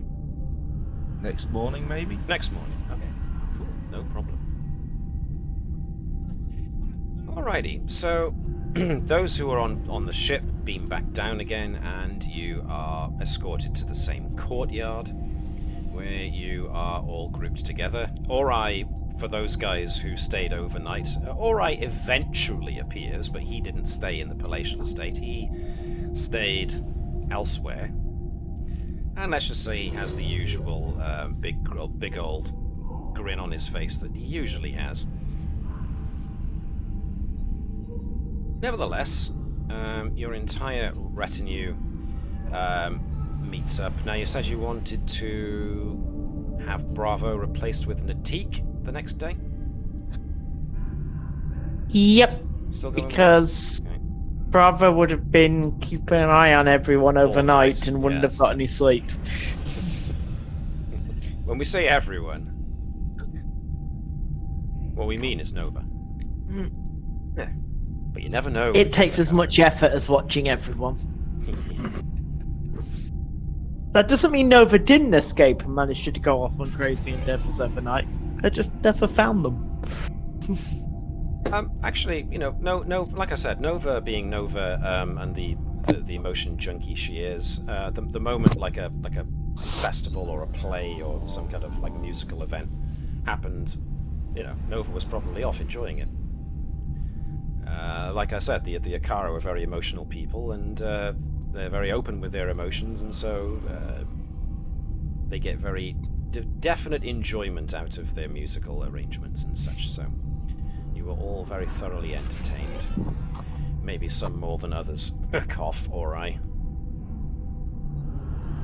Nevertheless, the next day you are brought back to the courtyard, and you are greeted once again by Akaru back Chiel, and she greets you as expected and asks you to follow her. So you are led through another section of the palace, which is heavy with incense and deep drum beats, and you are eventually brought to what appears to be a wide audience chamber. So let me go right there. Let's see if we can arrange you. Go. A bit slapdash and haphazard there, but let's have the captain at the front. The dock. Lieutenants. Natik maybe at the back where he can keep an eye. Is that everyone? So we've got the captain, we've got Thazanan, we've got Bertram, we've got Ori, Hello and Nova, Edwards, and Turin, Natik. Okay. Wasn't it Bravo rather than Natik? Bravo was being relieved of his watch by Natik. Alright, sorry. So he'd been keeping an eye on Nova and everybody else overnight, so... Unless you do want to bring back your sleep-deprived security chief. Hey, you're the captain. We could send Claude down instead. Let Claude have an outing. Claude's let Claude play security. Claude's perfect behind is really sore now after spending the entire day sat in a chair. Can a rock get sore? It can erode. Okie dokie. So, you're brought into a wide audience chamber which appears to be lined with empty wooden benches. On a raised dais at the far end of the chamber stands a tall wooden throne which is elegantly carved and burnished to a bright sheen. Sitting on the throne is a long, lean alien being who bears a very clear resemblance to Assessor Tredic, though they are dressed in long, flowing cobalt blue robes with gold embroidery. Akarubak Chiel then presents herself away from the lower part of the dais where she was stood, and she introduces each of you by name to the Iryax. And and upon a gesture from the multi-jointed fingers on one of the hands of the Iryax, Akaru Chiel then asks you all to feel free to take a seat on any one of the wooden benches that you care to, as long as it's facing the Iryax. Chiel herself then moves to the back of the chamber and just lets you guys have the floor, basically. Now, the first thing that the empaths notice is that the Iryax has a very strong telepathic mind. Very, very similar to the Assessor.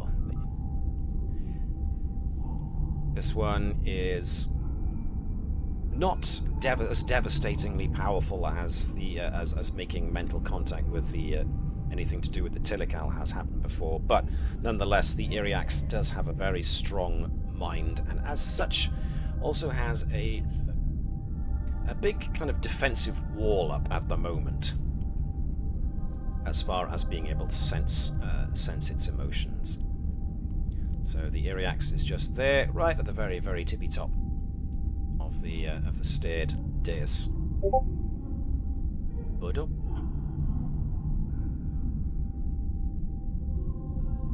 Okie, no problem. So,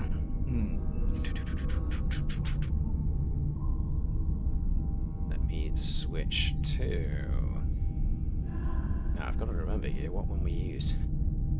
It's been a while. Court take good firing position. Claude does not like insignificant benches, no buttons present. Assessor. Yes, this was the voice. Welcome, my friends, to Satu. I am the Iryax Nidaon, and I welcome you.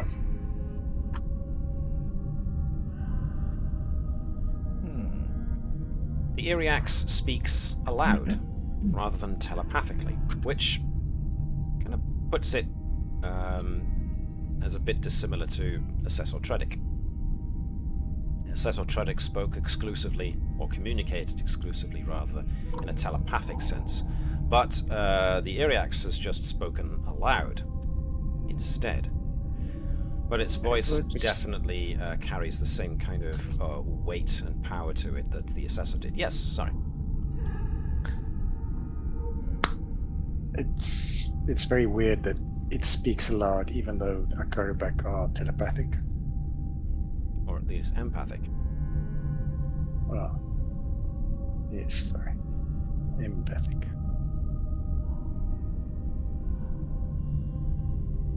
Of course, the only reason I split hairs over that is that telepathy can suggest communication, whereas empathy doesn't always suggest the ability to communicate via the mind. It more suggests the ability to read other people's emotional state, and therefore, you know, you can go off of that. Whereas he's hiding something rather than here's an essay. So, yes, so Nova and Ori, if Ori's about. Where is Ori? Was that who I... No, there's Ori. So Nova and Ori feel that the Iryax has a very powerful mind, but it is guarded at the moment. But it is regarding you all in using its telepathic and empathic senses. Likewise, Akaru Chiel, who has stood to one side, also has her empathic senses active, as you discovered before, but she has herself also become a bit more guarded with her emotions. So what's changed is not entirely clear, but they now have their defenses up. Nonetheless, the Iryax does greet you all and starts to make the expected overtures that you expect out of a state head. Starts off with a very formal, stately address and welcomes you all as a result, and then, of course, is open to conversing with. So the Iryax goes through the normal thing of, each of you individually, who are you, where do you come from, and tell me more about this federation that you represent. So I assume that you go through the usual rigmarole that you already have done. The Iryax doesn't really push for any more information than you've already given, but the empaths among you definitely feel that the Iryax is putting out empathic and telepathic feelers. So the Iryax is definitely trying to get a very definite read on you guys. Yes. I've got a reaction for Turin for that. Yeah? Okay. Which is gonna be, if you'd like to ask a question, please ask. Reading the answers is rude. Okay. Telepathically. So there's... How did you mess up first contact? Well, first of all, we had the Nova incident. Now we've got the Turin incident. No, just has been relatively politely saying, you don't need if to you have, feel it. If you don't need to need ask, just ask. Yeah. Yes. So, yeah, okay. In a very Vulcan-like way. I apologize if my method of communication offends. I did not mean any. So, what is your government like, and what is the technological level of your society? That was both telepathic and spoken at the same time in order to include everybody, but there's a very definite weight behind it. Almost as if the Iryax was having a slight pushback against Turin, especially there, for being mouthy in a telepathic sense. So I'm not sure what's the telepathic equivalent of mouthy. Mindy? Thinky? I believe it's Sci-Sass. Sci-Sass, I like it. We've coined yet another new phrase. We started with skulking sexily or scuttling sexily, and now we've got Sci-Sass. Nice. I hope someone in chat, whoever watches this, is keeping track of all the funny, silly things that we've been coming up with during the course of all this. We need to put these on t-shirts or something.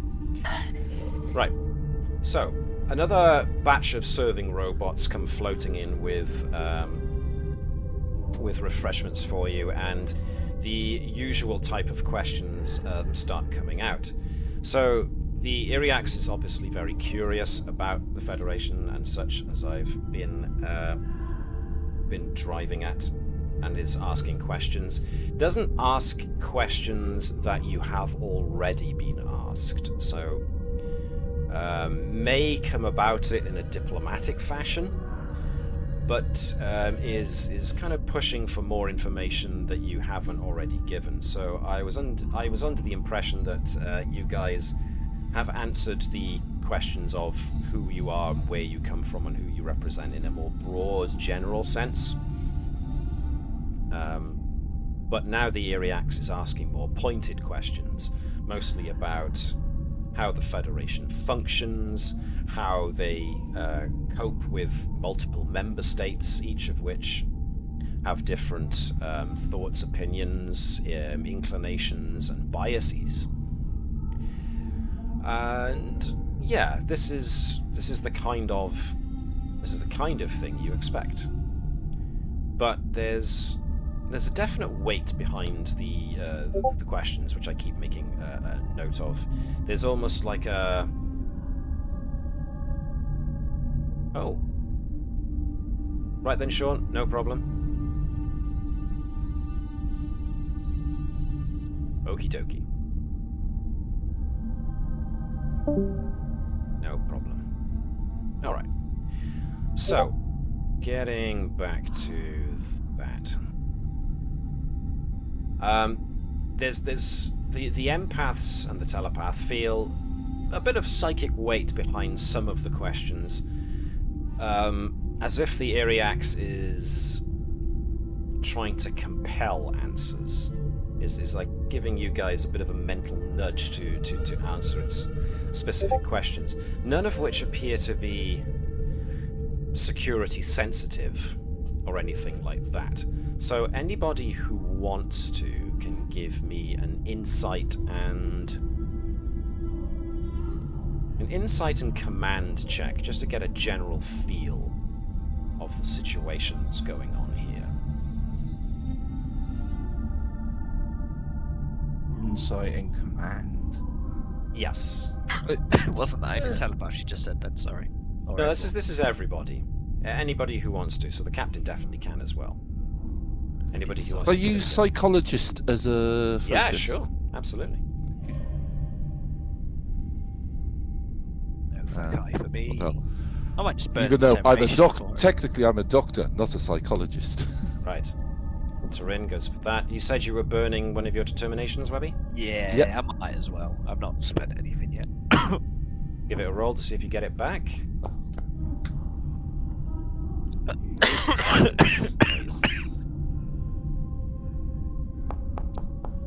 Unfortunately, no, you don't. But worthy spend. Edwards. Okay. Oh, sorry, was I meant to be rolling for a support? I thought it was individual. No. it's Individually, I wanted to see what your characters individually, how well your characters individually read the room, as it were. So Well, let's go on. Girl just thinks he's pushy. Yeah. Bit pushy, isn't he? So, Edwards, I mean, the guy's a head of state and he's meeting a new polity for the first time, so these are the kind of questions you expect. Andrews, though, Bertram, the same thing as Edwards, but Andrews, though, being a bit more having to be able to get the interpersonal skills brushed up ever since becoming captain. Andrews is picking up a bit of an undercurrent, a bit of a thread here. The Iryax, Andrews reckons, is not only just getting a feel for you as people, and is asking the obvious questions about the Federation and how it works. There's something of a, I want to say, threat assessment going on. So the questions of what technological level the Federation has are questions you expect to be asked, but there's like that threaded undercurrent of almost like not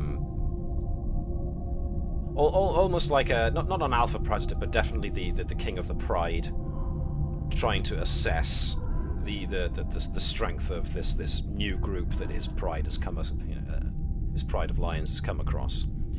That kind of thing. That's the general feel that Andrews is getting from the questions that the Iryax is driving at you.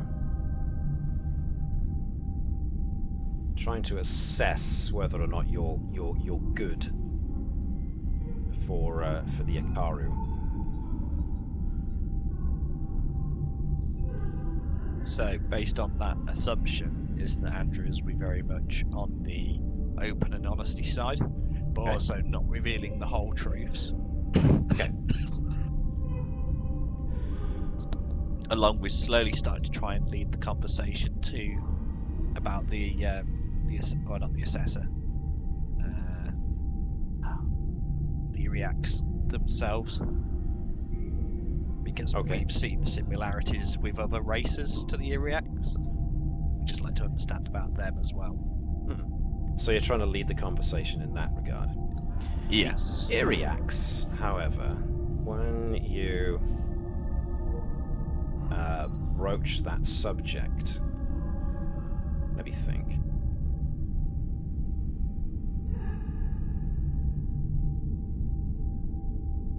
We have always been here, and therefore took it upon ourselves to guide the Akaru, and we have done so for many millennia.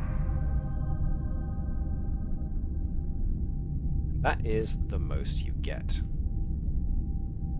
So by that assumption, it means that the Akaru, didn't actually originate from here. If you've always been here, that was just that they have not, or they have evolved as a subspecies. The Akaru are our charges. We made that decision to do so, and we stand by it.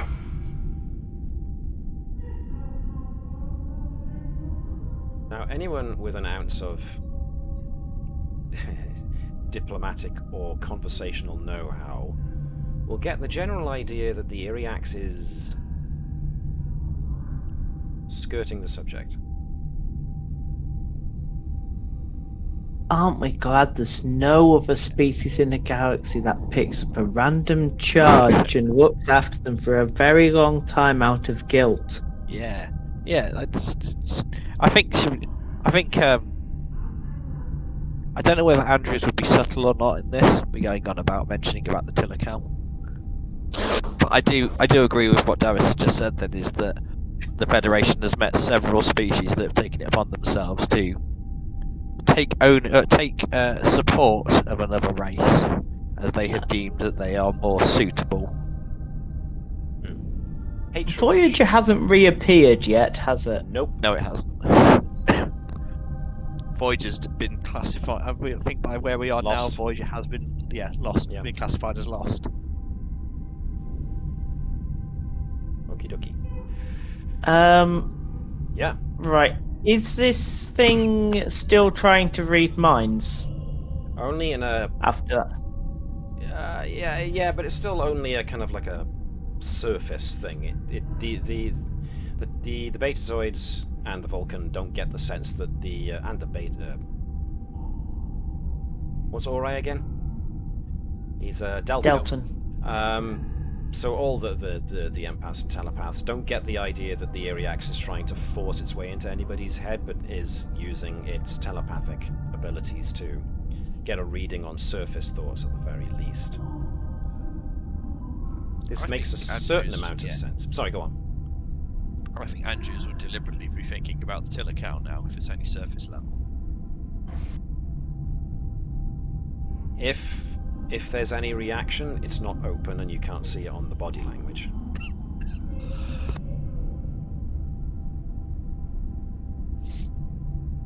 Any questions you would like to ask the Iryax?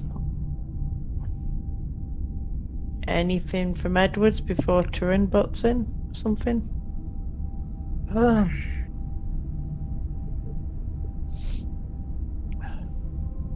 Nope. Part of me is so tempted to literally just thank him for his hospitality in Tilikaal and see what happens. I am so tempted. I think That's probably not a bad idea. Go on, Jan. before that, I think I first want to ask is, have the Akaru always been your charge? For as long as can be remembered, yes.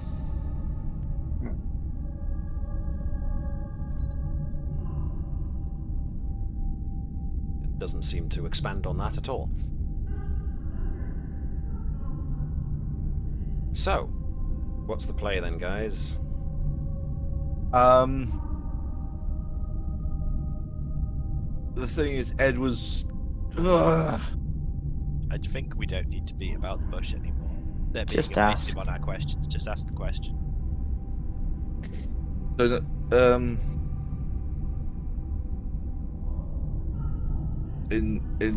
actually in common, or do you actually want us to use the language? Use the language. You've got it. Might as well use it. Okay, so I'm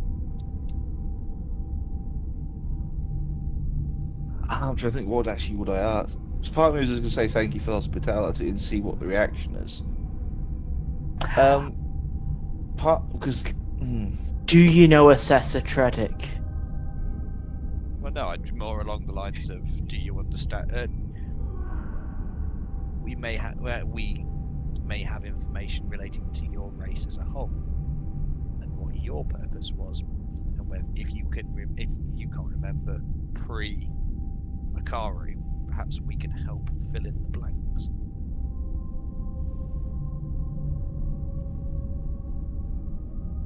Actually, no, I won't say it. I'll. Is he still like putting his feelers out? Has that been communicated, or did he back off completely? Hasn't backed off exactly. You know, the general empathic senses are still up. Okay, to try and get his attention on me, Edwards would basically say normally, "Thank you for your hospitality," but he'll try and think like the question, but at least he'll think the language. I mean, he's trying to say two things. I'd like to say it would be able to say one thing and think another, but translating, I'm not too sure how hard that would be. If you could do that, fair enough. If not, then it would just say in one language, think in the other. Well, you know, if that makes sense. The easiest way for Edward to do that is just to outright say, "Thank you for your hospitality." Stop, then think of the Tilikaal, you know, runic. And the question that I'm trying to project to him. Okay, yeah, no, I'll do that. All right. If there is a response, you can't see it. However, around about this point, I mean, the Iryax is very good at not showing much. That being said, you haven't been around assessors or the like enough to get a good read on things like body language, but the Iryax is just kind of sat down on their throne and a bit of a distance away, and the telepaths and empaths have noted that the Iryax has got defensive mental shielding up, so getting a read on whether or not the Iryax actually does respond to what Edwards just thought is difficult. There's no outright stand up and, you know, all of a sudden shoots to its feet and stands up. No, they're still very much sat upon the throne and just quietly going through more diplomatic conversation. So far, you guys have not presented yourselves as being anything like hostile. You've been throwing questions, which every now and again the Akaru back kind of looks at the Iryax first with a bit of a puzzled look, and then just regards yourselves. But she stays mostly quiet. But for the most part, the conversation starts to shift to the possibility of trade, setting up trade with the Federation. But it's around about this point, as the conversation starts wheedling in that kind of area, is when you get a combat chirp. And if I can switch to Lieutenant Mono to away team.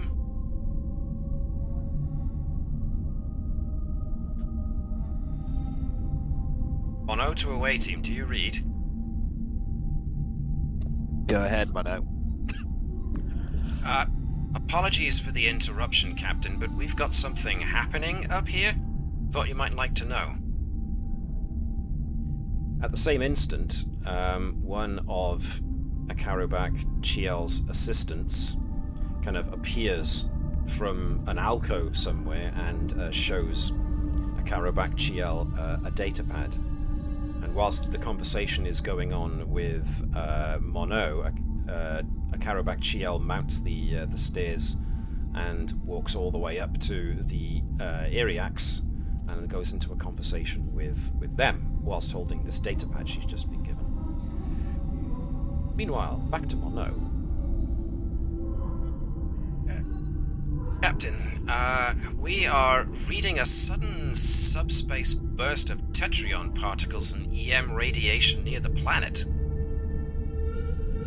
The energy of which seems to be getting directed to a point in one of the planet's larger oceans. In addition, we're also reading, according to chatter we're getting over Federation comm lines, There are several similar subspace bursts detected near other planets in the Expanse.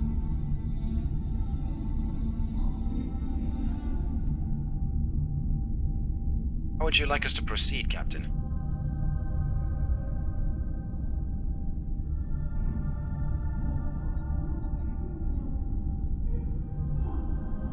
Any suggestions from anyone?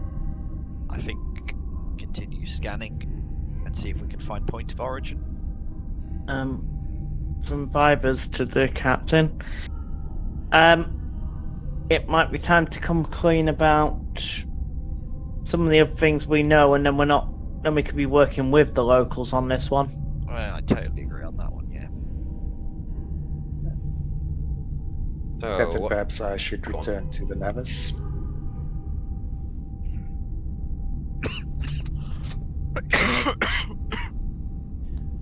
so I what do think we it think? may be worthwhile if we all return.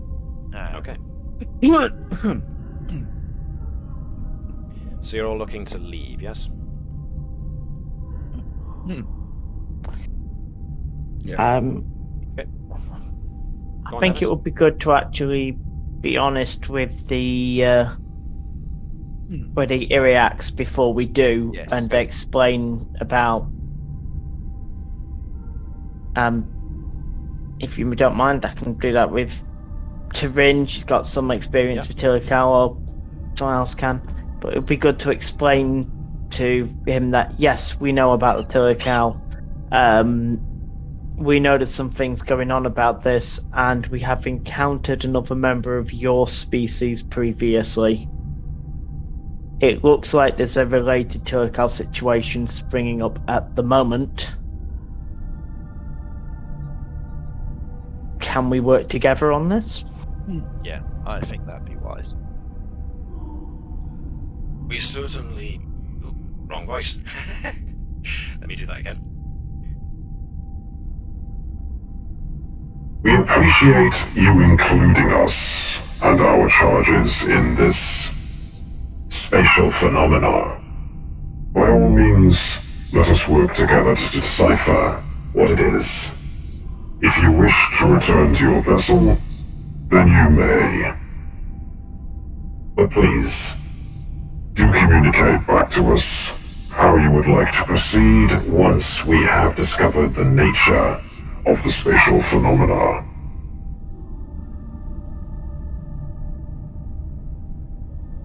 So, are you all proceeding back to the Navis then?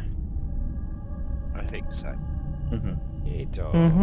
Okay. I don't know whether it's worth keeping Tyrin on planet so that it shows good faith. Up to you. Yeah, she can stay here and trade stories Okay. because she's got a lot of experience with the Tilikaal. Okay. So it is decided that Tyrin will remain on planet as kind of like an ambassador of sorts, and that an official declaration is made by Akaru Bakchiel that this meeting has now been adjourned, and you are permitted to beam back to your ship, and we'll hopefully resume these discussions when you are ready. So, beaming back to the ship. So, back on the ship. Let's get some bridge noises going.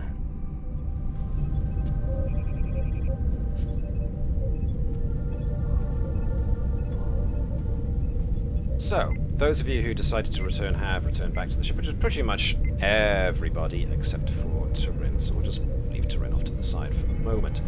But folks appear back on the Navis and are looking to find out what's going on. So, whilst you guys were busy excusing yourselves and beaming up, Lieutenant Mono basically waves you guys over as soon as you return to the bridge.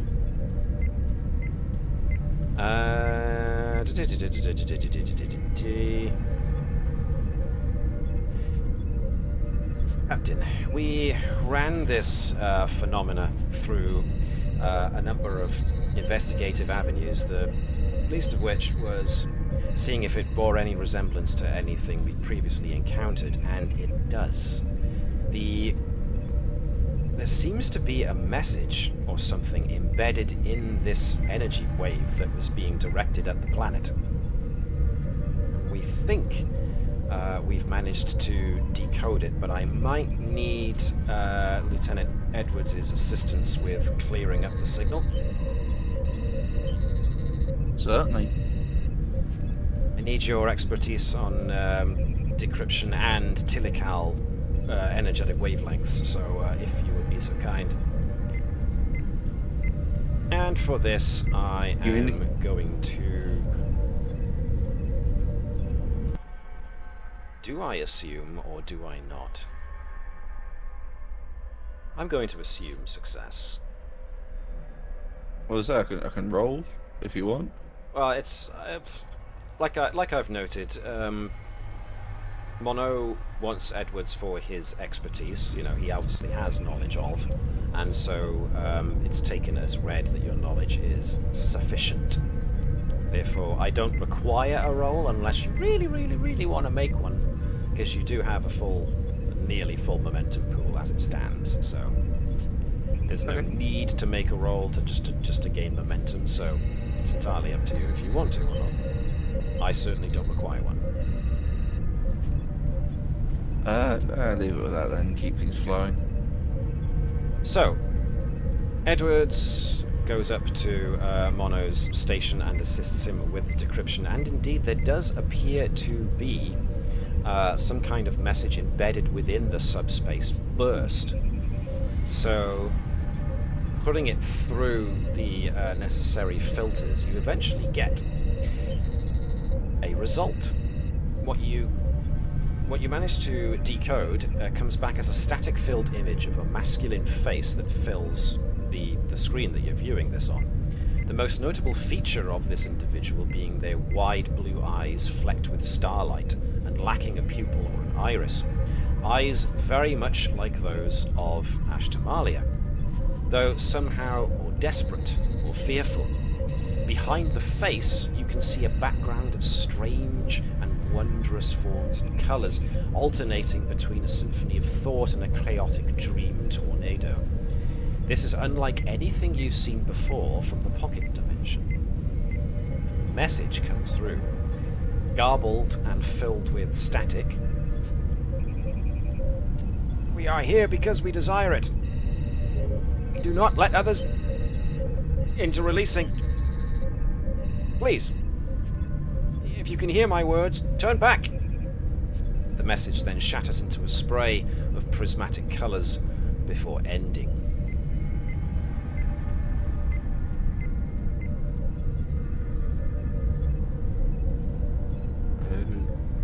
Hey. So, what would you like to do?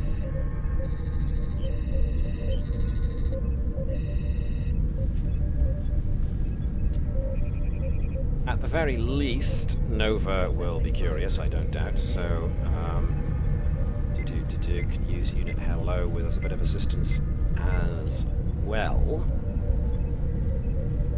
So was it simply due to decay from travel that the bits have broken down, or was it more that we've received unclear. it, but it's still more than likely the decompiling? transmission medium. Okay. You know, sending a message with, you know, sound and picture through a subspace anomaly suggests a communication technique that you've not encountered necessarily before, except for the few times that you've come across Tilikaal tech that seems to suggest this. But after sitting down for a little bit and looking over the message and playing it back a couple of times, Nova comes to the conclusion that the message was not sent from Ashtamalia or any of the displaced, as they called themselves, the ones you met in the pocket dimension. Nova seems fairly certain that this message comes from a different pocket universe.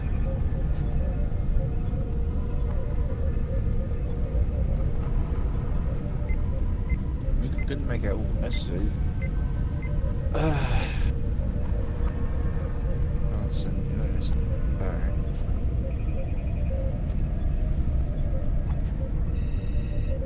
Is there any way to Yes. try and clean it up a bit and then replay it again to get the missing bits? Unfortunately, not. All you do get is the message, which I will repeat for you here, just so you can actually read what was said. Make sure I haven't got anybody selected. Yeah. Doop. Right. So there in the chat column, or rather that way. You should see it, I hope.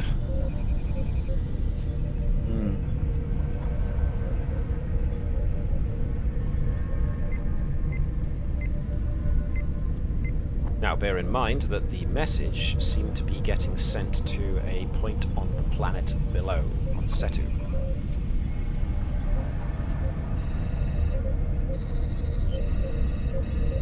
Ooh. Are we able to potentially trace the exact point of where it was received? You can certainly try. Yeah, definitely give it a go. Alright then, so this is going to be something that I am going to ask for a roll for, and as a result I am going to bring in the ship's token at the very least, so that you can access it. Because this will be something that's definitely an active sensor trace. So this will be control and science, and aided by the Navis using sensors and Focus science. of communications. Communications definitely would help. Anything to do with subspace also helps. So, and obviously anything to do with Tilikaal tech obviously helps. So, anybody who wants to put their characters forward to have a go at this can feel free to. I think our base scientists are not here. I'm thinking Keshin and Hello would be good ones to help you out. If anyone else wants to run them. What was the objective of this scenario again? Because I know we can use determination based if it falls in line with it. Could you perhaps rephrase that, please? As much as our values, I think, didn't you say a while ago, we can also use... Oh, not the objective. You can also use the directives established by... Thank you, directives. Yes, that's what you're getting at. Cool. I will find the directives for this particular mission, if I can. The directives were render assistance to the alien vessel in distress. It's now become conduct a successful first contact with the Akaru. Although there is another directive which can come in here, which is investigate the mysteries surrounding the Akaru leader, Iryax Nidaon. Can I use determination based on the directive? If you really want to, yeah, absolutely. In that case,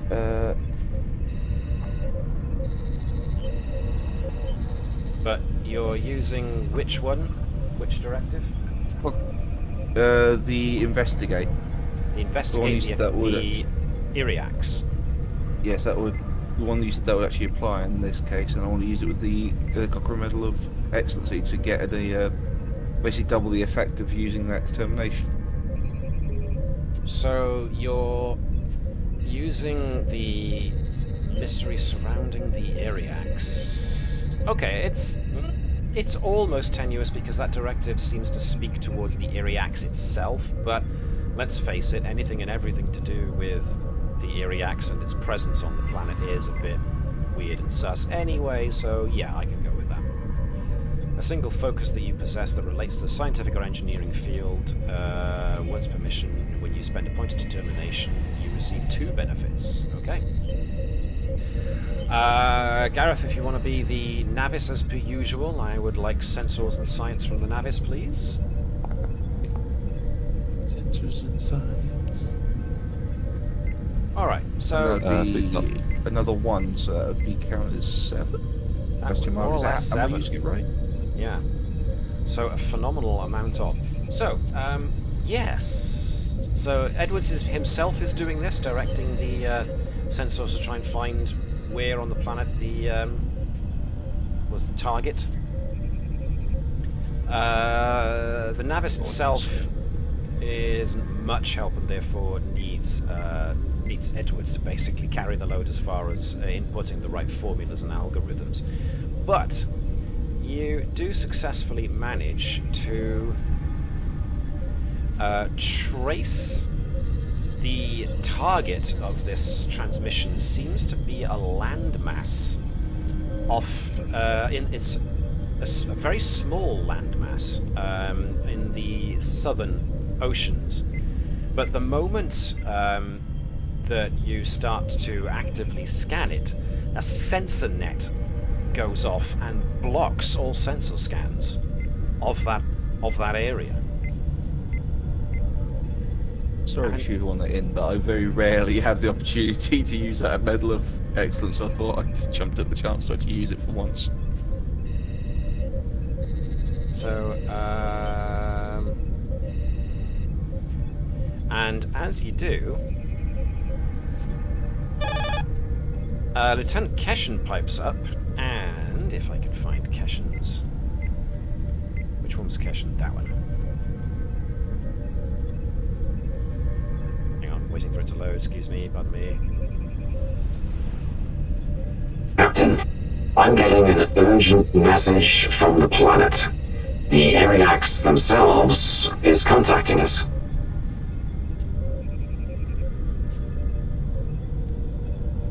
On screen. On screen.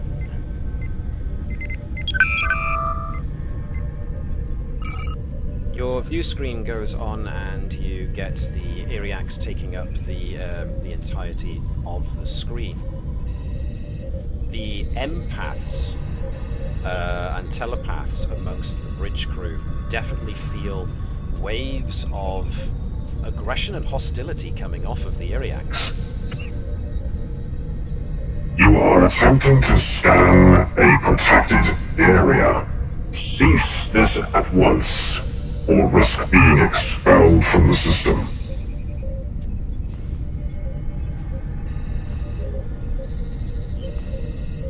Your response, if any.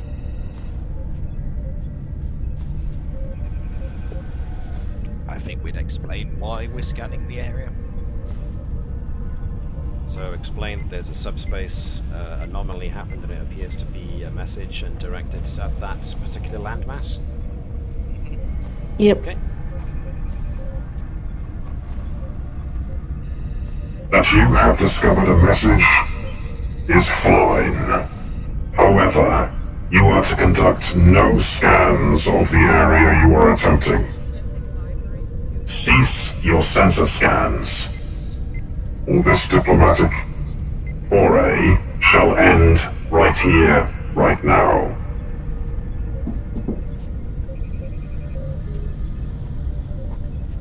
We will cease active scans of the area. Okay. We are sending your crewmen back to you. If you wish to continue to conduct these diplomatic negotiations with us, then we recommend you do so in an official manner.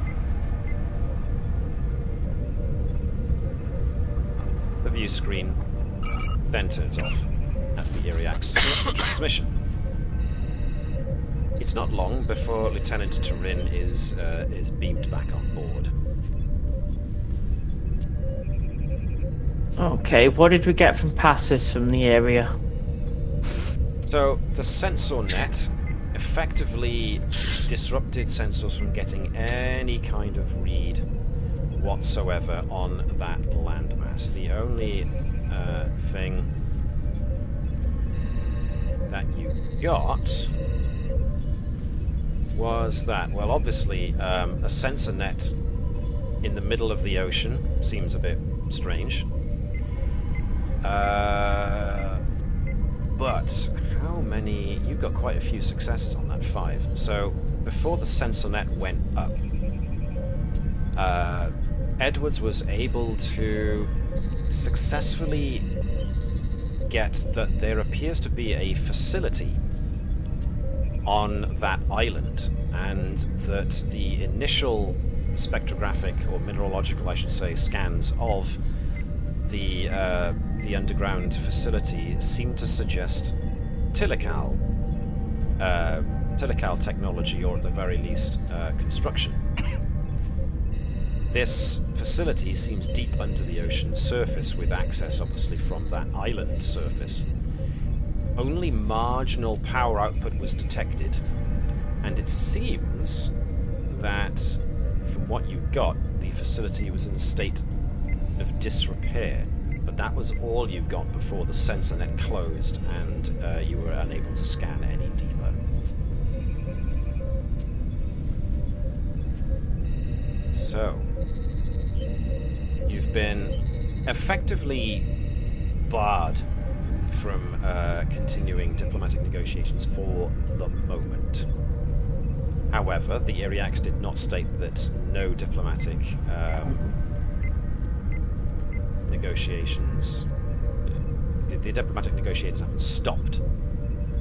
So, protocol, according to Andrews' Starfleet protocols focus, would suggest that around about this time would be where you should get an official Federation diplomat involved in things here. So, you've made first contact, but now that the diplomatic situation has gotten a bit, shall we say, complicated? And as a result, an actual Federation ambassador needs to be involved, so... Thank you, Gareth. GIF of the Death Star. Well, you know, it's the next logical step in diplomacy. So, yes, protocol would suggest getting in touch with the Federation and getting them to send an actual, proper qualified diplomat out. Out of interest, yes. The Federation traffic that we picked up, are the other planets that are seeing these phenomena or ones that we have visited previously? There's certainly evidence of activity in areas of the Shackleton Expanse that you have visited before. But there's also evidence of this kind of weird phenomena going on in both the Alpha and Beta quadrants as a whole.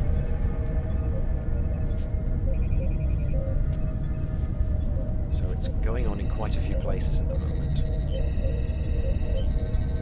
I just want to clarify, when this message was sent, there was sort of a glimpse into was it the Tilikaal space, and it had lots more colors. Something like that, yes. And it looked different. According to Nova, the readings she took, or the familiarity with Tilikaal technology and the like, she managed to determine that the backdrop behind this face that appeared in the message, the garbled message, suggested that it was not the same pocket dimension that you met Ashtamalia and the rest of the displaced in.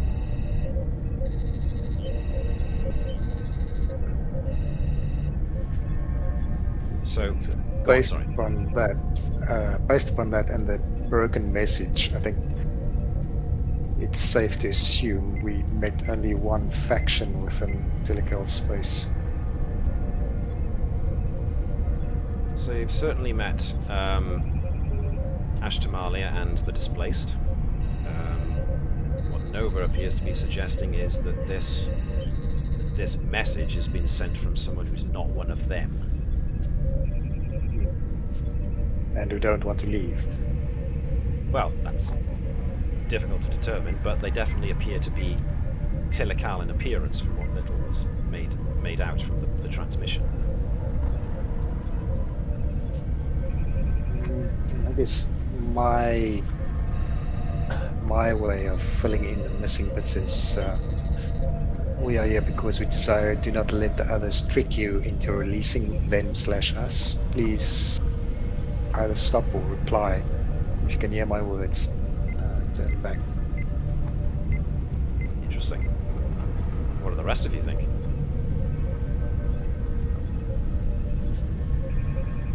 No thoughts? Okay. I'm happy to follow Caval's proposal on this. Makes sense. Okay. Damn it, Captain, I'm a pilot, not a scientist. The scientists aren't coming up with much, so I'll go with what your suggestion. I mean, You're second officer and you like it. I was gonna say, I've had a big go, so I'm letting be someone else. That's fine. That's all groovy. I was elected to lead, not to read. Actually, Captain, you weren't elected, you were assigned by command. And reading was a requirement. Damn. Okay. So unless there's anything specific you guys want to do next, I'm going to take the silence as a no. Right. Do we want to... If we know that location, what do we know is down there? According to Edwards' scans, an island that has some kind of subterranean facility. Do we think we could beam somebody down there without getting caught? I'd probably say no. The fact that they were able to pick up our active scans, they would pick up our... They'd pick up the transport beam. signals. And they'd pick up a shuttlecraft doing a drop a person from high orbit. We do have a cloaking device on Navis. You do have Shall a we cloak attempt device? Yes. Shall we attempt blue alert with the Navis? But alright, but still that means as soon as we try something, though, there'll still be a detector. They wouldn't be able to see the ship, but they'll know we're doing something. No, because that's how a cloaking device works in Star Trek, is that it bounces sensor signals so that you can't detect it. It's only Oh no, I'm not saying detecting the ship, but if we start trying to do something directed towards that, I mean that I was thinking surely they'd be able to see, because that'd be leaving the cloaking field. Whatever Well, yeah, the leaves option is cloaking to- field to go downstairs. Okay. Go on, Ian. The option is maybe to have people jump out in some kind of flight suits and turn into gliding suits that might be parachutes, and then go into water. I don't know why I came up with this idea. I might have seen it somewhere. Drop hold the salt. Yeah, it's just turning into ODST troopers. No, we're Are you scouts, saying basically. something like this is something you could do in like an alternative Vulcan to try and stop someone digging into a core of a planet type maneuver? That seems familiar. Okay, so are we trying to investigate this before or after we send the message asking for an actual diplomatic ambassador? I think as much as I would like to do some more Investigation? You'd want to contact the ambassador first. Yeah, we to be honest, I don't think we could actually do this because we're in very, as much as we'd like to, the Federation would prevent us from actually doing so because of our own protocols. At this moment in time, we've got no reason to go down there apart from curiosity, so Yeah. Okay. And paranoia. And I'm sorry, but paranoia can only go so far if you haven't got evidence to back it up. On that note, keep those passive Paranoia keeps you going. keep those passive scans going. All right. Okay, so essentially, protocol dictates that your communications officer gets ready to send a communication data packet to Federation Diplomatic Corps, which means that each and every officer here needs to make their log with all pertinent information that they think is relevant in said log. Those logs will then all get piled up together as part of that data packet that will then get sent out to the Federation Diplomatic Corps.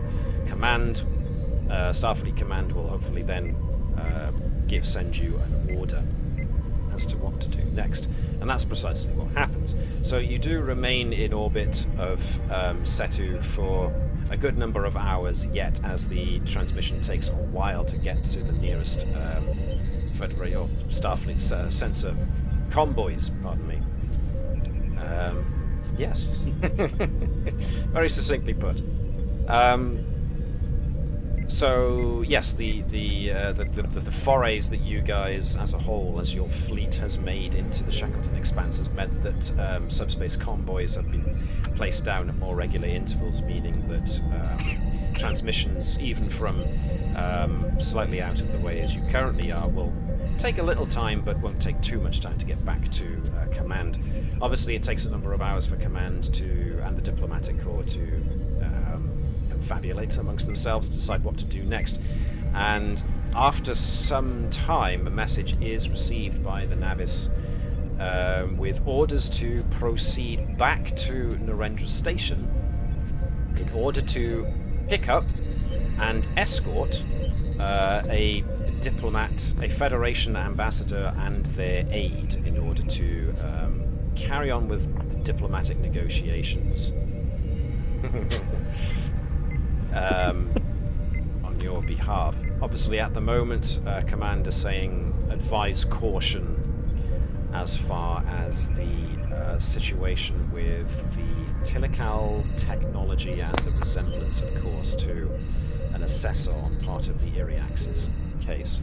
So this will, of course, means that the Navis has to excuse itself from Akaru space and then go about and head all the way back, which means that this is officially kind of the end of this episode, but there is the next episode carries on almost directly from this. So what's going to happen here is we're going to finish a little early as a result, because this is essentially where this episode ends, where you basically turn back in order to fetch the diplomat, your ambassador from the Federation, and then we'll be escorting them back here to Setu in order to conduct negotiations on behalf of the Federation. So essentially conducting second contact. So, with that in mind, is there anything particular that you guys wanted to emphasize in this report back to Starfleet? Or anything you wanted to request that you were given permission to do from Command? I think there's something besides that which we could do, is we need to drop some sensor probes here to monitor the situation while we're not here. Ah, okay. Let's drop a subspace convoy.